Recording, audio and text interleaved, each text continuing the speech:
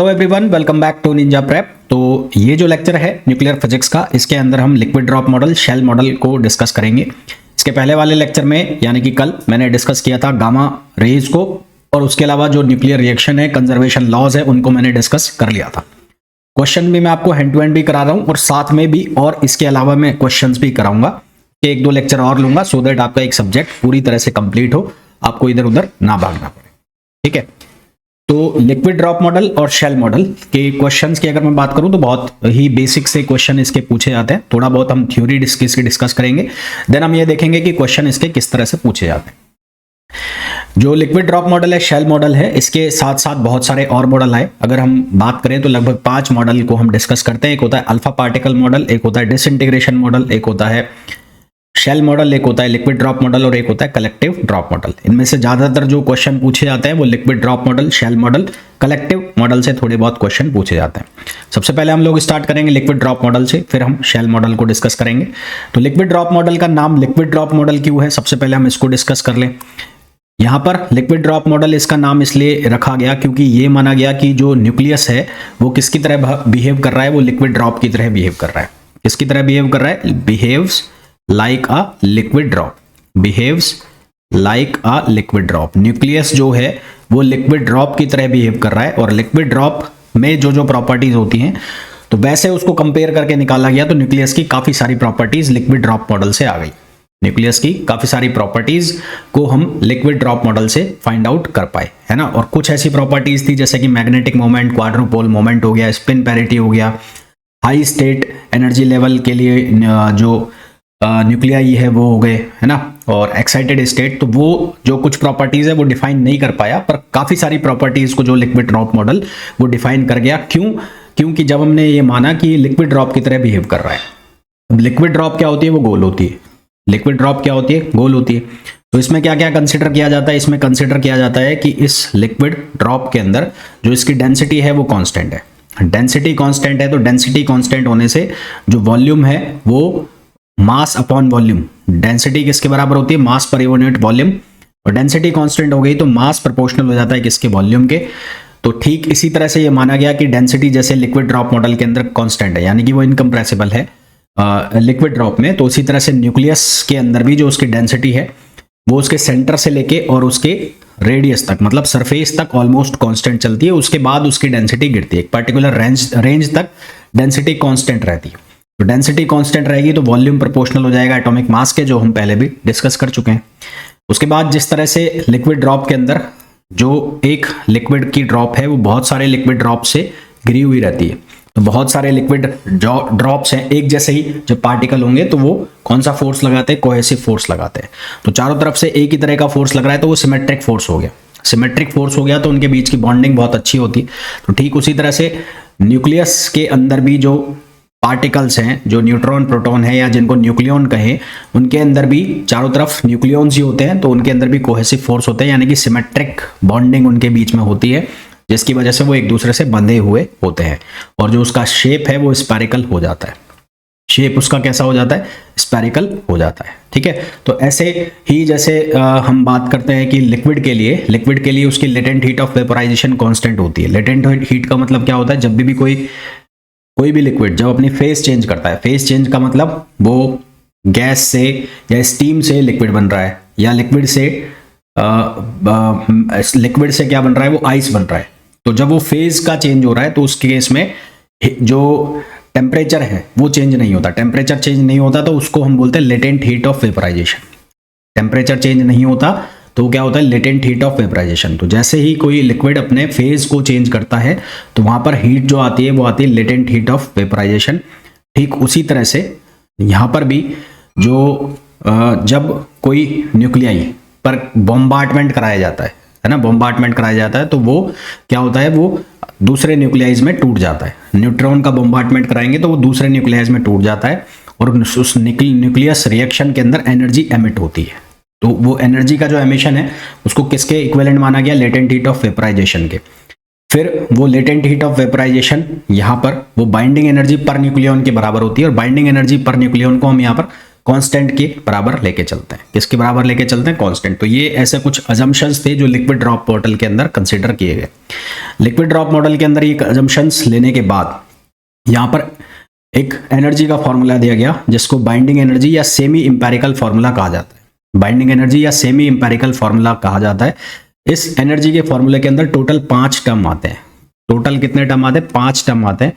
कौन कौन से टर्म आते हैं? एक आता है EV यानी कि वॉल्यूम एनर्जी, एक आता है सरफेस एनर्जी, एक आता है कूलम एनर्जी टर्म, एक आता है एसिमेट्रिक एनर्जी टर्म और एक आता है पेयरिंग एनर्जी टर्म। यहां पर माइनस प्लस लिखा है। तो कुल मिलाकर 5 टर्म आते हैं जब हम binding energy liquid drop model के बेस पर या सेमी इंपेरिकल फॉर्मूला के बेस पर बात करते हैं। आपसे एक क्वेश्चन पूछ लिया जाता है कि सेमी इंपेरिकल फॉर्मूला में कुल एनर्जी टर्म्स कितने आते हैं या कौन कौन से टर्म आते हैं। तो एक आता है वॉल्यूम, ये कौन सा है? Volume energy term. Volume energy term. ये जो आता है ये आता है surface energy term. Surface energy term. ये वाला जो टर्म आता है ये आता है coulomb energy term. Coulomb energy term. ये जो है ये आता है असिमेट्रिक एनर्जी टर्म और ये जो है ये आता है पेयरिंग एनर्जी टर्म। इनके नाम आपको याद होने चाहिए। उसके बाद मैं इस चीज के अंदर नहीं जाऊंगा कि इस टर्म के अंदर जो एनर्जी की वैल्यू आएगी उसको हम कैसे निकालेंगे, वो लंबे चौड़े डेरिवेशन होता है, उसका कोई मतलब है नहीं। सीधी सीधी हमें वैल्यू लिखनी है। तो सबसे पहले अगर मैं वॉल्यूम एनर्जी की बात करूं तो वॉल्यूम एनर्जी जो न्यूक्लियस की है वो सिमिलर है किसके? लिक्विड ड्रॉप की इंटरनल एनर्जी के। लिक्विड ड्रॉप की जो इंटरनल एनर्जी होती है उसके सिमिलर होती है। और ये जो एनर्जी है जिसको हम वॉल्यूम एनर्जी कह रहे हैं इसको हम क्या लिखते हैं? A1 इंटू कैपिटल A, यानी कि जो वॉल्यूम एनर्जी है वो एटॉमिक मास के प्रोपोर्शनल होती है। वो एटॉमिक मास के प्रोपोर्शनल होती है डायरेक्ट। A1 एक कांस्टेंट है, उस कांस्टेंट की वैल्यू होती है 15.5 मेगा इलेक्ट्रॉन वोल्ट। ये आपको याद रखना पड़ेगा। मेन इंपॉर्टेंट आपको याद ये रखना है कि जो वॉल्यूम एनर्जी है वो किसके प्रोपोर्शनल है? एटॉमिक मास के प्रोपोर्शनल है। इनके ऊपर क्वेश्चन बन जाते हैं। दूसरी जो एनर्जी आती है हमारे पास सरफेस एनर्जी आती है। तो सरफेस एनर्जी जिस तरह से लिक्विड ड्रॉप में सरफेस एनर्जी होती है due to surface tension, due to surface tension, इसी तरह से यहां पर भी उसकी सरफेस जो है वो खिंची हुई होती है, स्ट्रेस्ड होती है। तो यहां पर भी कौन सी एनर्जी आती है? सरफेस एनर्जी आती है। और ये जो सरफेस एनर्जी है इसको हम लिखते हैं E2 से और ये प्रोपोर्शनल होती है A⁻²3 के। A⁻²3 और यहां पर एक कांस्टेंट आया है A2। उस A2 की वैल्यू कितनी है? 16.8 मेगा इलेक्ट्रॉन वोल्ट। A2 की वैल्यू कितनी है? 16.8 मेगा इलेक्ट्रॉन वोल्ट और यहां पर साइन लगा हुआ है किसका? माइनस का। थर्ड एनर्जी टर्म जो है वो कूलम एनर्जी टर्म है। कूलम एनर्जी टर्म क्यों राइज होगा? क्योंकि प्रोटॉन प्रोटॉन के बीच में जो फोर्स लगेगा उसकी वजह से कूलम फोर्स आ जाएगा और वो कूलम एनर्जी को वहां पर जनरेट करेगा। तो ये प्रोटॉन्स के बीच में जो रिपल्शन है उसकी वजह से कूलम एनर्जी आ रही है। और ये कूलम एनर्जी जो है ये किसके प्रोपोर्शनल होगी? ये रेसिप्रोकल होगी A⁻1/3 के। यानी कि ये ऐसा लिखा हुआ है E3 equals to -A3 Z²। Z² का मतलब है नंबर ऑफ प्रोटॉन्स और ये लिखा हुआ है A⁻−1/3 ऐसा लिखा हुआ है। तो ये कूलम एनर्जी आ गई। तो सबसे पहली वॉल्यूम एनर्जी जो है वो किसके प्रोपोर्शनल है? एटॉमिक मास के प्रोपोर्शनल है। सरफेस एनर्जी की मैं बात करता हूं तो ये एटॉमिक मास की पावर 2/3 के प्रोपोर्शनल है। फिर मैं कूलम एनर्जी की बात करता हूं तो ये एटॉमिक मास की पावर -1/3 के प्रोपोर्शनल है। ये बहुत इंपॉर्टेंट है, आपको ये चीजें याद रखनी है किसके कौन प्रोपोर्शनल है। कांस्टेंट वगैरह की वैल्यू के इतने लंबे चौड़े क्वेश्चन नहीं आएंगे। कांस्टेंट A1 की value 15.5 mega electron volt, constant A2 की value 16.8 mega electron volt, constant A3 की वैल्यू 0.71 मेगा इलेक्ट्रॉन वोल्ट। मैं फिर कह रहा हूं कौन किसके प्रोपोर्शनल है वो ज्यादा इंपॉर्टेंट है। तो volume energy proportional to atomic mass, surface energy proportional to A⁻2/3, coulomb energy is proportional to A⁻−1/3। मैं बार बार इसलिए बोल रहा हूं ताकि आपको याद हो जाए। फिर आती है हमारे पास कौन सी energy? Asymmetric energy. Asymmetric energy generate होती है क्यों? कि जो नंबर ऑफ न्यूट्रॉन और प्रोटॉन का जो होते हैं वो अनइक्वल डिस्ट्रीब्यूशन होता है नंबर ऑफ न्यूट्रॉन और प्रोटॉन का, उसकी वजह से क्या जनरेट हो जाती है? Asymmetric energy. नाम ही है एसिमेट्रिक। तो न्यूट्रॉन और प्रोटॉन का जो डिस्ट्रीब्यूशन है वो असिमेट्रिक होता है, उनके नंबर कोई ज्यादा होता है न्यूट्रॉन, कभी ज्यादा होता है प्रोटॉन, तो उस वजह से आ जाती है असिमेट्रिक एनर्जी। और ये असिमेट्रिक एनर्जी कैसे लिखी जाती है? E4 equals to -A4 A-2Z² upon A। A-2Z square upon A, जहां A4 कांस्टेंट है। ठीक है, लास्ट आती है हमारे पास कौन सी, पेयरिंग एनर्जी। पेयरिंग का मतलब दो का पेयर बन रहा है, तो हमें बहुत अच्छे से पता है कि यदि न्यूट्रॉन इवन है, प्रोटॉन इवन है, तो पेयरिंग जो होगी उसमें न्यूक्लियाई बनेगा स्टेबल। अगर दोनों ऑड ऑड हो गए तो सबसे कम स्टेबल, एक इवन एक ऑड हुआ तो वो ठीक ठाक स्टेबल होगा। तो पेयरिंग एनर्जी का क्या होगा, जब इवन इवन इवन जेड होंगे, इवन न्यूट्रॉन होंगे, तो जो कॉम्बिनेशन बनेगा वो मोस्ट स्टेबल बनेगा। जब ऑड ऑड होंगे तो वो लीस्ट स्टेबल बनेगा। तो पेयरिंग एनर्जी जो टर्म है, पेयरिंग एनर्जी टर्म, उसको कैसे लिखा जाता है, उसको लिखा जाता है A5 A power -3/4, A5 A power -3/4। यहां पर लिखा है प्लस माइनस। अब प्लस कब आएगा, प्लस आएगा जब दोनों इवन होंगे, प्रोटॉन और न्यूट्रॉन जब इवन होंगे दोनों तो तब प्लस आएगा। और माइनस कब आएगा, जब ऑड नंबर ऑफ प्रोटॉन होंगे और ऑड नंबर जब न्यूट्रॉन होंगे तो क्या आएगा, माइनस आएगा। ठीक है, तो तब क्या आएगा, माइनस। जब Z और N दोनों इवन तो प्लस, जब ऑड नंबर ऑफ Z है, ऑड नंबर न्यूट्रॉन है तो माइनस, और उसके अलावा कुछ भी है तो क्या आएगा, जीरो आएगा। यानी कि एक प्लस एक माइनस दे रखा है तो क्या लिखना है, जीरो लिखना है।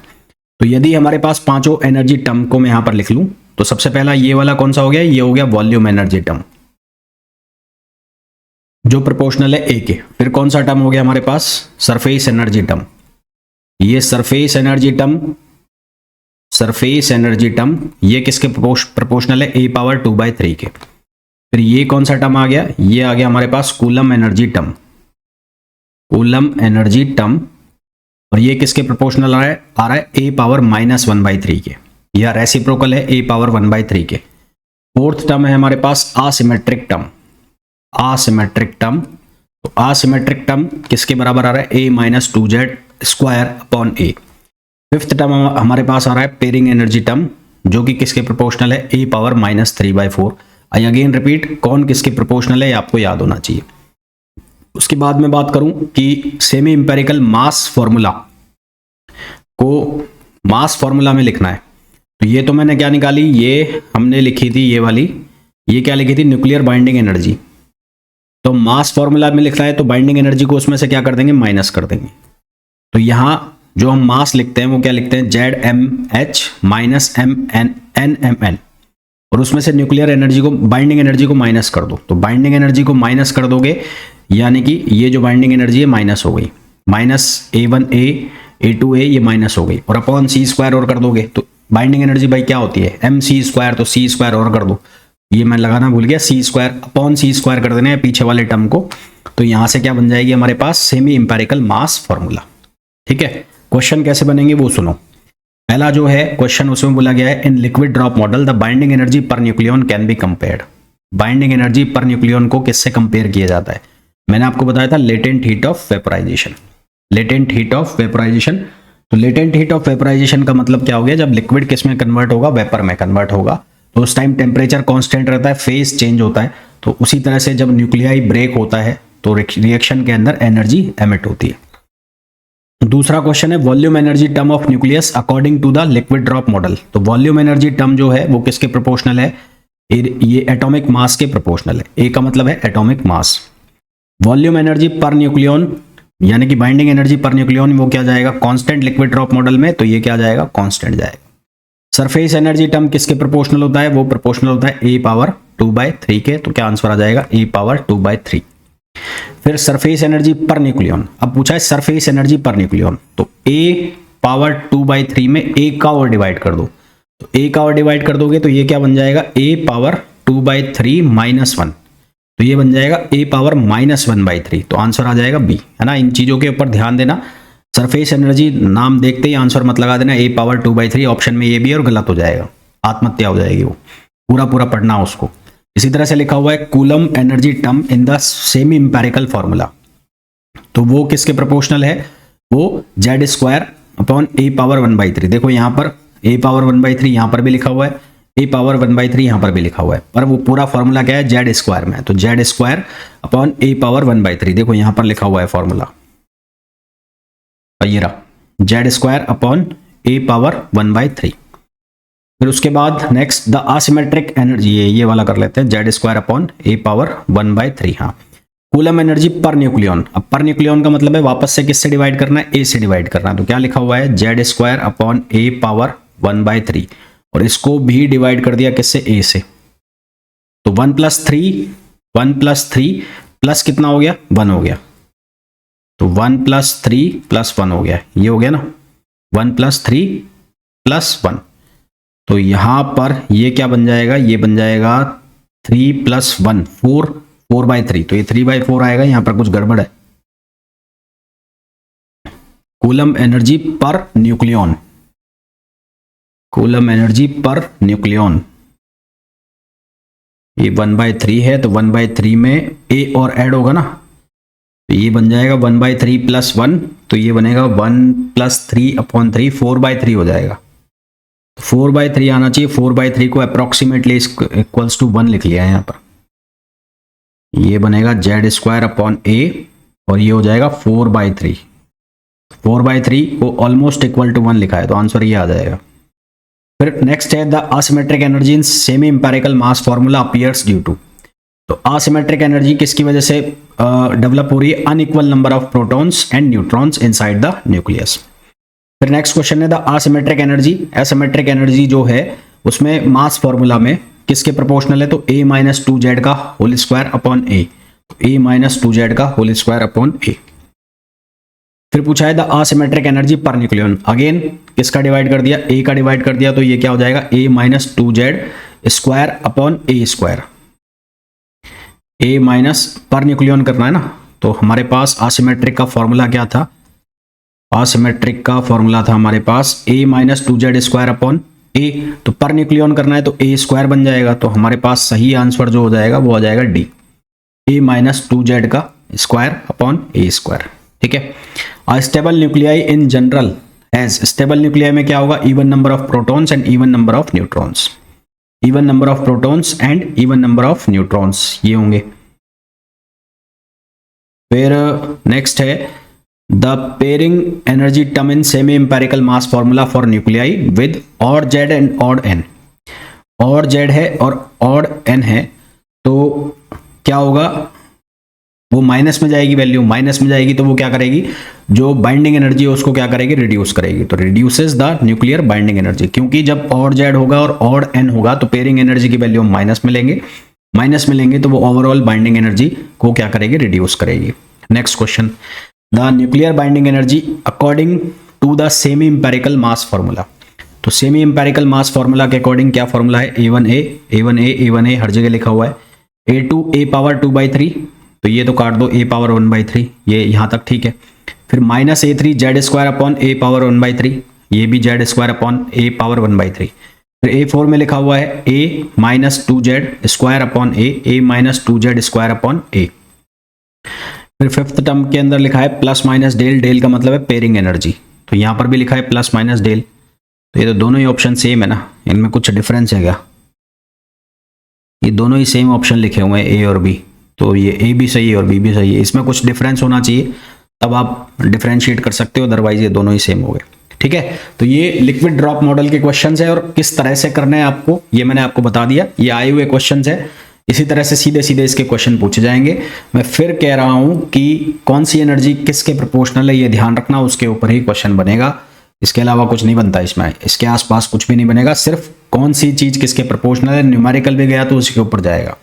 कैसे कि एक बार आपको बोल दिया कि वॉल्यूम एनर्जी है और वॉल्यूम एनर्जी का सरफेस एनर्जी से रेशो निकालो, तो वॉल्यूम एनर्जी प्रोपोर्शनल होती है ए के और सरफेस एनर्जी जो है वो प्रोपोर्शनल है a पावर 2/3 के। तो अब इनका रेशो आपसे पूछ लेंगे, तो EV अपॉन ES इक्वल्स हो जाएगा a अपॉन a पावर 2/3। यहाँ से वो आंसर जो भी होगा ऑब्जेक्टिव में वो आपको मिल जाएगा, तो ये आपको ध्यान रखना है, इनके ऊपर क्वेश्चन जाएंगे। फिर हम बात कर लेते हैं शेल मॉडल। जैसा कि मैंने कहा कि लिक्विड ड्रॉप मॉडल की कई लिमिटेशंस भी थी, जैसे कि लिक्विड ड्रॉप मॉडल जो है वो न्यूक्लियाई के मैग्नेटिक मोमेंट को नहीं समझा पाया, वो उसके क्वाड्रिपोल मोमेंट को वो नहीं कैलकुलेट कर पाया, स्पिन पैरिटी को नहीं बता पाया, न्यूक्लियाई की जो एक्साइटेड स्टेट है उसको वो नहीं बता पाया, है ना, हायर एनर्जी लेवल्स को वो डिफाइन नहीं कर पाया। तो ये कई सारे जो ड्रॉबैक हैं वो लिक्विड ड्रॉप मॉडल के थे, तो इनको ओवरकम किसने किया, शेल मॉडल ने। तो शेल मॉडल ने ये जो मैं जितनी भी लिमिटेशंस बता रहा हूं इनको डिफाइन कर दिया किसने, शेल मॉडल ने। शेल मॉडल क्यों नाम दिया जाता है इसको, क्योंकि ये जो हम इलेक्ट्रॉन के लिए बोहर्स एटॉमिक मॉडल पढ़ते हैं उसी को अडॉप्ट करके बनाया गया। जैसे हम वहां पर ये मान के चलते हैं या वहां पर हम ये बात करते हैं कि जो इलेक्ट्रॉन्स है वो शेल के अंदर चक्कर लगा रहे हैं, एटम है, एटम के अंदर इलेक्ट्रॉन, इलेक्ट्रॉन सब शेल्स में चक्कर मार रहे हैं, तो वैसे ही यहाँ पर माना जाता है कि जो न्यूक्लियाई के अंदर न्यूक्लियॉन्स है, न्यूक्लियॉन्स मतलब प्रोटॉन न्यूट्रॉन्स हैं, वो भी शेल्स के अंदर चक्कर लगा रहे होंगे जैसे इलेक्ट्रॉन एटम में चक्कर लगाते हैं, इसलिए इसको शेल मॉडल नाम दिया जाता है। इसलिए इसको क्या नाम दिया जाता है, शेल मॉडल नाम दिया जाता है। और ये जो न्यूक्लियॉन्स हैं ये पर्टिकुलर एक शेल के अंदर बंद रहते हैं और उसी के अंदर क्या लगाते रहते हैं, चक्कर लगाते रहते हैं। और जिस तरह से बोहर्स एटॉमिक मॉडल में जो पर्टिकुलर शेल है उसमें कितने इलेक्ट्रॉन्स आएंगे वो फिक्स है, जैसे KLMNM शेल को नाम देते हैं, उसमें किस में कितने आएंगे ये फिक्स है ना। तो यहां पर भी ये फिक्स है कि किसके अंदर कितने आएंगे। एक्स्ट्रा जो न्यूक्लियॉन्स होते हैं वो कूलम इलेक्ट्रोस्टैटिक फील्ड के अंदर रिवॉल्व करते रहते हैं। कूलम इलेक्ट्रोस्टैटिक फील्ड जो होता है न्यूक्लियस का उसके अंदर रिवॉल्व करते रहते हैं और उनको ये माना जाता है कि वो बहुत भारी होते हैं, वो बहुत भारी होते हैं और बहुत ज़्यादा डिस्टेंस के ऊपर होते हैं। हर एक न्यूक्लियॉन जो है वो इंडिपेंडेंटली मूव करता है inside the nucleus and in fixed orbit. अपनी शेल में वो लगातार क्या करता रहता है, चक्कर मारता रहता है। और कोई भी चीज जब एक सर्किल में चक्कर लगाती है तो हम ये मान के चलते हैं कि वहां पर एक सेंट्रीपिटल फोर्स लग रहा है। तो यहां पर ये माना जाता है कि वहां पर एक सेंट्रल पोटेंशियल है जिसकी वजह से वो लगातार इंडिपेंडेंटली क्या कर रहा है, रिवोल्यूशन कर रहा है और वो इंटरेक्शन कर रहा है अपने को छोड़कर बाकी के बचे हुए जितने भी न्यूक्लियॉन्स हैं। यानी कि टोटल नंबर ऑफ न्यूक्लियॉन्स अगर A है और उनमें से एक चक्कर लगा रहा है तो बाकी कितने बच गए, A-1। तो वो जो एक चक्कर लगा रहा है वो बाकी A-1 के साथ इंटरेक्शन में रहता है। हर न्यूक्लियॉन का अपना एक स्पिन एंगुलर मोमेंटम होता है जिसकी वैल्यू कितनी होती है, √S+1 h। इसी तरह से उसका अपना एक ऑर्बिटल एंगुलर मोमेंटम होता है, उसकी वैल्यू होती है √L+1 h, जहां पर L की वैल्यू 0, 1, 2, 3 एंड सो ऑन होती है, जिसको हम बोलते हैं ऑर्बिटल एंगुलर मोमेंटम। अब जब हम सिंगल शेल मॉडल की बात करते हैं तो शेल मॉडल में जो शेल मॉडल है इसको स्पेसिफाई करने के लिए, यानी कि ये जो प्रॉपर्टीज है इसको डिफाइन करेगा, तो इसके लिए भाई ये शेल मॉडल है तो इसमें कुछ इक्वेशंस वगैरह बनानी पड़ेगी। तो इक्वेशन बनाने के लिए इसमें अलग अलग अजम्पशंस लिए गए या इसमें कुछ मॉडल बनाए गए। तो पहला मॉडल बनाया गया इसमें सिंगल पार्टिकल मॉडल। इस सिंगल पार्टिकल मॉडल के अंदर ये माना गया कि जो पार्टिकल्स हैं वो मूव कर रहे हैं किसकी वजह से, सेंट्रल पोटेंशियल की वजह से। सेंट्रल पोटेंशियल की वजह से वो रिवॉल्व कर रहे हैं। और जो न्यूक्लियॉन्स हैं वो पेयर के फॉर्म में, किसके फॉर्म में, पेयर के फॉर्म में। तो न्यूक्लियॉन्स यदि पेयर के फॉर्म में होंगे यानी कि जोड़े के रूप में होंगे तो वो जोड़े के रूप में होंगे तो उनका कोई भी कंट्रीब्यूशन नहीं होगा। तो कोई भी कंट्रीब्यूशन नहीं होगा मतलब वो उनका स्पिन कितना आ जाएगा, 0, और उनका मैग्नेटिक मोमेंट भी कितना आ जाएगा, 0। तो अगर कोई न्यूक्लियॉन अनपेयर्ड बच गया, जैसे कि 5 है, मान लो 5 न्यूक्लियॉन है तो 2 और 2, 4 तो किस में चले गए, पेयर में चले गए। अब एक जो बेचारा अकेला बच गया, अब वो अकेला तो तबाही मचाएगा ही, है ना। तो 4 तो बेचारे जो सेट हो गए वो तो कुछ नहीं करने वाले, वो उनकी वजह से तो दुनिया जाए भाड़ में, और उनका स्पिन जो है वो 0 है, मैग्नेटिक मोमेंट भी वो क्या देंगे, 0, मतलब वो अपनी लाइफ में सेट हो गए। वो जो एक अकेला बेचारा बच गया वो तबाही मचाएगा, यानी कि वो सारी चीजों के लिए कंट्रीब्यूशन करेगा। तो वो जो लास्ट अनपेयर्ड न्यूक्लियॉन बच गया वो स्पिन भी देगा और वो मैग्नेटिक मोमेंट भी देगा। तो इसका मतलब जो इवन न्यूक्लियाई होंगे 2, 4, 6 उनका कोई भी कंट्रीब्यूशन नहीं होगा। जब भी आएंगे 5, 6, 5 आएंगे, 7 आएंगे, 9 आएंगे तो वहां पर फिर कंट्रीब्यूशन आएगा। जब भी आपको इवन मिलेगा यानी कि इवन प्रोटॉन हो गया, इवन न्यूट्रॉन हो गया, तो उनका कंट्रीब्यूशन क्या रहेगा, 0/सन्नाटा रहेगा। ना तो वो स्पिन में कंट्रीब्यूशन करेंगे ना वो मैग्नेटिक मोमेंट में कंट्रीब्यूशन करेंगे।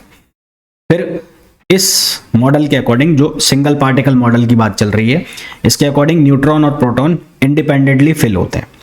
पैरिटी जो है, वो पैरिटी कैसे दी जाती है, -1/L, जहां L जो है वो क्या होता है, ऑर्बिटल एंगुलर मोमेंटम होता है, और ये L किसका लिया जाता है, अनपेयर्ड इलेक्ट्रॉन का लिया जाता है, अनपेयर्ड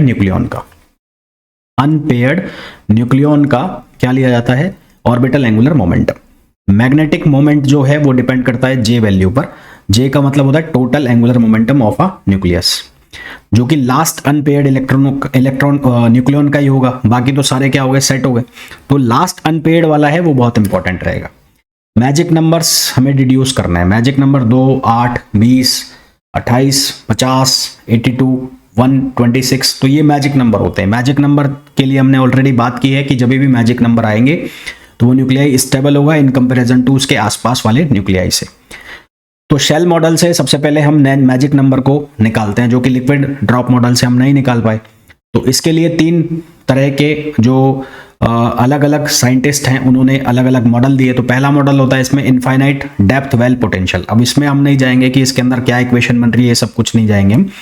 तो पहला मॉडल है इसमें इनफाइनाइट डेप्थ वेल पोटेंशियल, दूसरा है सिंपल हार्मोनिक ऑसिलेटर पोटेंशियल और तीसरा है simple harmonic potential with LS coupling. तो जब मैं इनफाइनाइट डेप्थ वेल पोटेंशियल की बात करता हूं तो यहां पर जो पोटेंशियल है उसकी वैल्यू मैंने ले ली नेगेटिव में -V0 और एक पर्टिकुलर रेंज में ली है। R लेस देन R0 तक इसकी वैल्यू है। उसके बाद जो पोटेंशियल है वो R ग्रेटर देन R पर इनफाइनाइट हो जाता है। फिर यहाँ पर श्रोडिंजर इक्वेशन वगैरह लगाकर हम और जो स्पेरिकल हार्मोनिक रेडियल पार्ट लेकर हम यहाँ पर इक्वेशन बनाते हैं। तो हमारे पास फाइनल इक्वेशन बन के आती है ये UNLR JR KNLR, यानी कि स्पेशल फंक्शंस का यहाँ पर यूज किया जाता है। और स्पेशल फंक्शंस के यूज करने के बेस पर इसका जो रिजल्ट आता है उस रिजल्ट में हम एक टेबल बनाते हैं। उस टेबल के अंदर क्या क्या होता है, पहला लिखा होता है NL, फिर होता है N, फिर होता है L का मतलब ऑर्बिटल एंगुलर मोमेंटम, N का मतलब है प्रिंसिपल क्वांटम नंबर, डीजेनरेसी यानी कि टोटल कितनी ऑक्यूपेंसी होगी 2 × 2l+1, और ऑक्यूपेंसी कितनी होगी कंप्लीट कंबाइंड ऑक्यूपेंसी मतलब कम्युलेटिव जो टोटल हो जाएगी वो कितनी होगी। तो सबसे पहले अगर मैं प्रिंसिपल क्वांटम नंबर की वैल्यू 1 लेता हूं और L जो है उसकी वैल्यू मैं 0 ले लेता हूं। तो 0 किसके लिए होगा, वो होगा L की वैल्यू 0 S के लिए, L की वैल्यू 1 P के लिए, L की वैल्यू 2 D के लिए और L की वैल्यू 3 F के लिए। तो यहां पर मैंने 1 लिया, यहां पर 0 लिया, तो इसका मतलब ये क्या हो गया 1s हो गया। डीजेनरेसी कैसे निकलेगी, L की वैल्यू 0 डाली तो 2 × 0 कितना हो गया 0 + 1, तो यहां पर डीजेनरेसी कितना आ गई 2, ऑक्यूपेंसी कितनी हो गई 2। N की वैल्यू मैंने 1 रखी, L की वैल्यू को 1 करा तो यहां पर हो गया 1p। तो 1p में डीजेनरेसी कितनी आई, ये आएगी 6 और टोटल ऑक्यूपेंसी कितनी आ गई 8 आ गई 8। टोटल ऑक्यूपेंसी कितनी आ गई 2 + 6, ये 2 है इसमें 6 ऐड कर दिया तो कितने हुए 8। 1d मैंने करा यानी कि L की वैल्यू 2 कर दी, L की वैल्यू 2 करी तो डीजेनरेसी कितनी आ गई 10 आ गई, यानी कि S में कितने आ सकते हैं 2, P में कितने आ सकते हैं 6 ही आते हैं, और D में कितने आ सकते हैं 10। ऑक्यूपेंसी कितनी हो गई, कितने की हो गई 10, ये आ गया 8 ये आ गया, तो 10 + 10 कर दिया, 10 + 8 कर दिया, कितने हो गए 18 हो गए। फिर 2s पर चलोगे तो आएगी डीजेनरेसी तो कितनी आएगी 2 ही आएगी, और टोटल कितने हो जाएंगे 18 + 2 20। तो अब ये जो सिंगल पार्टिकल मॉडल है, यहाँ से जो मैजिक नंबर निकल रहे हैं कौन कौन से निकल रहे हैं, एक तो निकल रहा है 2, एक निकल रहा है 8 और एक निकल रहा है 20। तो केवल जो शुरू वाले मैजिक नंबर है वो ही सिंगल पार्टिकल मॉडल से निकल पाए, बाकी के जो मैजिक नंबर है वो इससे नहीं निकल पाए। तो हमें क्या करना पड़ेगा, इसको ड्रॉप करना पड़ेगा, यानी कि हमारे लिए इसका कोई यूज नहीं बन रहा है। फिर हमने ये कंक्लूजन मैंने लिख दिया, बता ही दिया तुम्हें। फिर हमने सिंपल हार्मोनिक ऑसिलेटर पोटेंशियल का यूज किया, जो दूसरा मेथड है। इसके अंदर हमने माना कि जो पोटेंशियल है वो कितना है 12kr², यानी कि हार्मोनिकली ऑसिलेट कर रहा है। k की वैल्यू होती है m⍵²r। इसके बेस पर हमने एनर्जी आइगन वैल्यू लिखी, जो कि कितनी लिखी h⍵λ +3/2, h⍵λ +3/2, ये हमने वैल्यू लिखी। लैम्बडा जो है लैम्बडा उसकी जो वैल्यू है वो है 2n + l - 2, 2n + 1 - 2, इसको याद रखना है। ये जो लैम्बडा है इसकी वैल्यू है 2n + l - 2, और एनर्जी की जो आइगन वैल्यू है h⍵λ +3/2, ये एनर्जी की आइगन वैल्यू है। अब इसको हमें सॉल्व करना है फर्दर। तो यहां पर हमने फिर से टेबल बनाई, लैम्बडा की value n, principal quantum number l, orbital angular momentum state NL, और नंबर ऑफ न्यूक्लियॉन्स कितने आएंगे 2 × 2l+1, यानी कि डीजेनरेसी, और लास्ट के टेबल में ऑक्यूपेंसी कितनी आएगी। तो लैम्बडा की वैल्यू 0, लैम्बडा की वैल्यू 0 करनी है। तो 0 पॉसिबल वैल्यू कब कब बनेगी भाई 0, जैसे लैम्बडा की वैल्यू यहाँ 0 करनी है तो लैम्बडा किसके बराबर है, वो है 2n + l - 2। तो लैम्बडा की वैल्यू 0, तो इसको मैंने 0 किया, इसको 0 किया तो ये बन गया हमारे पास 2n + 2 = l। तो यदि n की वैल्यू को मैं कितना रख दूं 1 रख दूं, ठीक है, n की वैल्यू को मैं कितना रख दूं 1 रख दूं, तो ये कितना हो जाएगा, n की वैल्यू मैंने 1 रखी तो यहाँ 2 × 1, 2 इंटू 1 कितना हो गया, 1 हो गया, और -2 तो 2 - 2 0 हो गया। अब ये L है तो लैम्बडा को 0 करने के लिए L को भी कितना करना पड़ेगा, 0 करना पड़ेगा। तो जब मैं लैम्बडा की वैल्यू 0 कर रहा हूं तो N की वैल्यू मैंने 1 कर दी और L की वैल्यू मैंने 0 कर दी। तो स्टेट कौन सी बनेगी, NL। तो N की वैल्यू 1 और L 0, 0 किसके लिए होता है, S के लिए, तो ये हो गया 1S। ऑक्यूपेंसी कितनी आएगी, 2 आएगी, 1S बन रहा है तो टोटल ऑक्यूपेंसी कितनी हो जाएगी, 2 हो जाएगी। फिर लैम्बडा की वैल्यू 1, 1 जब हम कर रहे हैं तो N 1 बनाना है, लैम्बडा को 1, तो N की वैल्यू अगर मैं 1 करता हूं तो कितना बनेगा, 2, 2 - 2 कितना हो जाएगा, 0। L लैम्बडा की वैल्यू 1 चाहिए तो L की वैल्यू 1 कर दी, तो L की वैल्यू आ गई 1, तो ये कितना हो गया, 1P। और यहां पर जो डीजेनरेसी निकालोगे तो वो 6 होगी, जो कि पहले वाले में भी थी। टोटल जो ऑक्यूपेंसी हो गई वो 6 + 2 कितनी हो गई, 8 हो गई। फिर लैम्बडा की वैल्यू 2 चाहिए, तो 2 बनाने के हमारे पास 2 अलग अलग तरीके हैं। एक बार है N की वैल्यू को 1 कर दें, लैम्बडा की वैल्यू को, L की वैल्यू को 2 कर दें। एक तरीका है N की वैल्यू को 2 कर दो और L की वैल्यू को 0 कर दो। तो इन दोनों से जब निकालोगे तो स्टेट बनेगी एक बार 1D और एक बार बनेगी 2S। D में आपको पता है कितने आते हैं, 10 आते हैं। S में पता है आपको कितने आते हैं, 2 आते हैं। तो यहां पर इस पर्टिकुलर लैम्बडा बराबर 2 के लिए टोटल डीजेनरेसी कितनी होगी, 10 + 2 12, और 12 को ऐड कर दो 8 में, टोटल कितना आ गया, 20 आ गया। तो यानी कि सेकंड स्टेट पर जब हम गए तो जो एनर्जी लेवल है वो 2 पार्ट में टूट गया, एक D बनाया, एक इसने S बनाया। इसी तरह से जब आप थर्ड एनर्जी लेवल पर जाओगे, थर्ड स्टेट पर जाओगे, तो यहां पर ये 3 बनाने की अलग अलग पॉसिबिलिटी आएगी, कॉम्बिनेशंस बनेंगे। N बराबर 1 रखा, L वैल्यू 3 रखी, तो यहां से बनेगा 1F। F में कितने आते हैं, 14 आते हैं, 14 आ गए। फिर N की वैल्यू को 2 करा, L की वैल्यू को 1 करा, तो L की वैल्यू 1 होते ही P हो गया, तो ये हो जाएगा 2P स्टेट आ गई। P में आते हैं 6, तो टोटल कितने हो गए, 20 हो गए। टोटल कितने हो गए, 20 हो गए। और इसमें बनेगी क्या, वो देख लो, नहीं बनेगी। तो यहां पर टोटल कितने हो गए, 14 + 6, ये कितने हो गए, 20 हो गए। तो 20 + 20 कम्युलेटिव कितने हो गए, 40 हो गए। इसी तरह से जब फोर्थ के लिए बनाओगे तो लैम्बडा बराबर 4 के कॉम्बिनेशन बन जाएंगे। एक स्टेट बन जाएगी 1G, एक बन जाएगी 2D, एक बन जाएगी 3S। तो यहां पर टोटल कितने हो गए, 30 हो गए। कम्युलेटिव कितने हो गए, 58।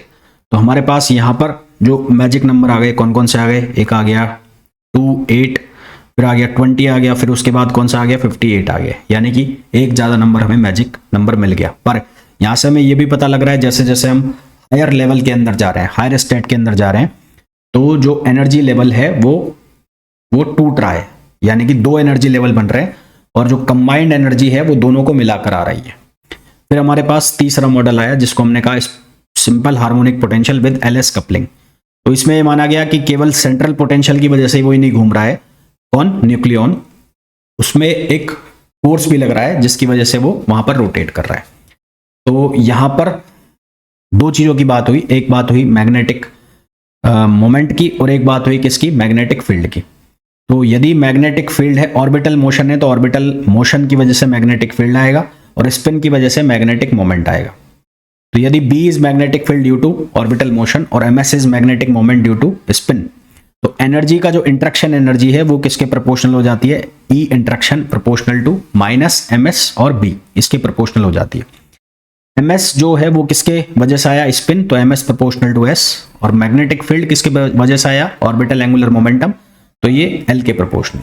तो MS को रिप्लेस कर दिया मैंने S से और B को रिप्लेस कर दिया L से, और यहां पर प्रोपोर्शनलिटी का निशान हटाया तो कांस्टेंट आ गया A, जिसको हमने नाम दिया पोटेंशियल फंक्शन। जिसको क्या नाम दिया, पोटेंशियल फंक्शन। यहां से क्या कहा गया, यहां से कहा गया कि जो इंडिपेंडेंट पार्टिकल मॉडल है इसमें यह माना गया कि spin orbital coupling, strong spin orbital coupling हो रही है, तो हर जो न्यूक्लियॉन है उसका टोटल एंगुलर मोमेंटम जो है उसकी वैल्यू किससे दी जा रही है, J = L + -1/2 एक्सेप्ट L = 0, क्योंकि जब आप L = 0 डालोगे तो इसकी 2 वैल्यू आएंगी, एक +1/2 और एक -1/2। -1/2 हम लेंगे नहीं, तो L = 0 पर किसकी केवल एक वैल्यू लेनी है, कितनी लेनी है, 1/2। और उसके अलावा L की हर वैल्यू के लिए J की 2 वैल्यू बनेंगी। जैसे मैं L की 1 वैल्यू डालता हूं तो ये किसकी वैल्यू बनेगी, 1/2, एक बनेगा 3/2। जैसे ही मैं L की वैल्यू 2 डालूंगा तो फिर से इसकी 2 वैल्यू बनेगी। तो जो भी न्यूक्लियॉन है उसके जो टोटल एंगुलर मोमेंटम है वो J = L + -1/2 है, और इसमें भी आपने छोड़ दिया एक्सेप्ट इसको L equals to zero. L equals to zero पर आप देखेंगे तो प्लस माइनस 1/2 आएगा, माइनस 1/2 हमें चाहिए नहीं, तो वहां पर हमें एक वैल्यू मिलेगी प्लस 1/2। उसके बाद जो हर एनर्जी लेवल है वो सब लेवल में स्प्लिट हो रहा है, ये मैं ऑलरेडी बता ही चुका हूं आपको कि एक बन रहा है L प्लस 1/2 और एक बन रहा है L माइनस 1/2। तो हर एनर्जी लेवल स्प्लिट हो रहा है, तो जिसमें पैरेलल स्पिन हो रही है उसमें आएगा J प्लस 1/2 और जिसमें एंटी पैरेलल स्पिन हो रही है उसमें आएगा J माइनस 1/2। तो J प्लस 1/2 जो है वो कौन सा एनर्जी लेवल हो गया, हायर एनर्जी लेवल, और J माइनस 1/2 जो है वो कौन सा एनर्जी लेवल हो गया, लोअर एनर्जी लेवल। तो J प्लस 1/2 यानी कि ज्यादा वाला जो है उसमें कम एनर्जी होगी और जो कम वाला है उसमें ज्यादा एनर्जी होगी। तो J माइनस 1/2 जो जब एनर्जी लेवल को हम स्प्लिट करेंगे तो J माइनस 1/2 को हम लिखेंगे ऊपर और J प्लस 1/2 को हम लिखेंगे नीचे। तो J प्लस 1/2 को लिखा जाएगा नीचे क्योंकि उसके अंदर एनर्जी होगी लोअर एनर्जी, और J माइनस 1/2 जो है उसको लिखा जाएगा ऊपर।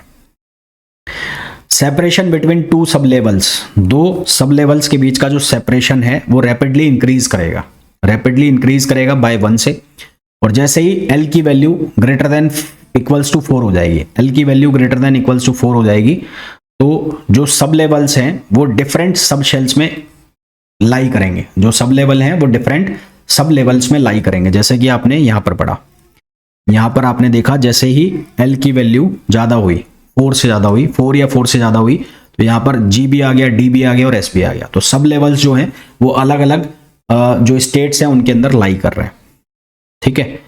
फिर उसके बाद the next shell made up of 32 सब लेवल्स, 32 सब लेवल्स बन जाएंगे, 1G 7/2, 2D 5/2, 2D 3/2, 3S 1/2। ये इसके बाद का है क्या, नहीं ये मैं ज्यादा आगे निकल गया।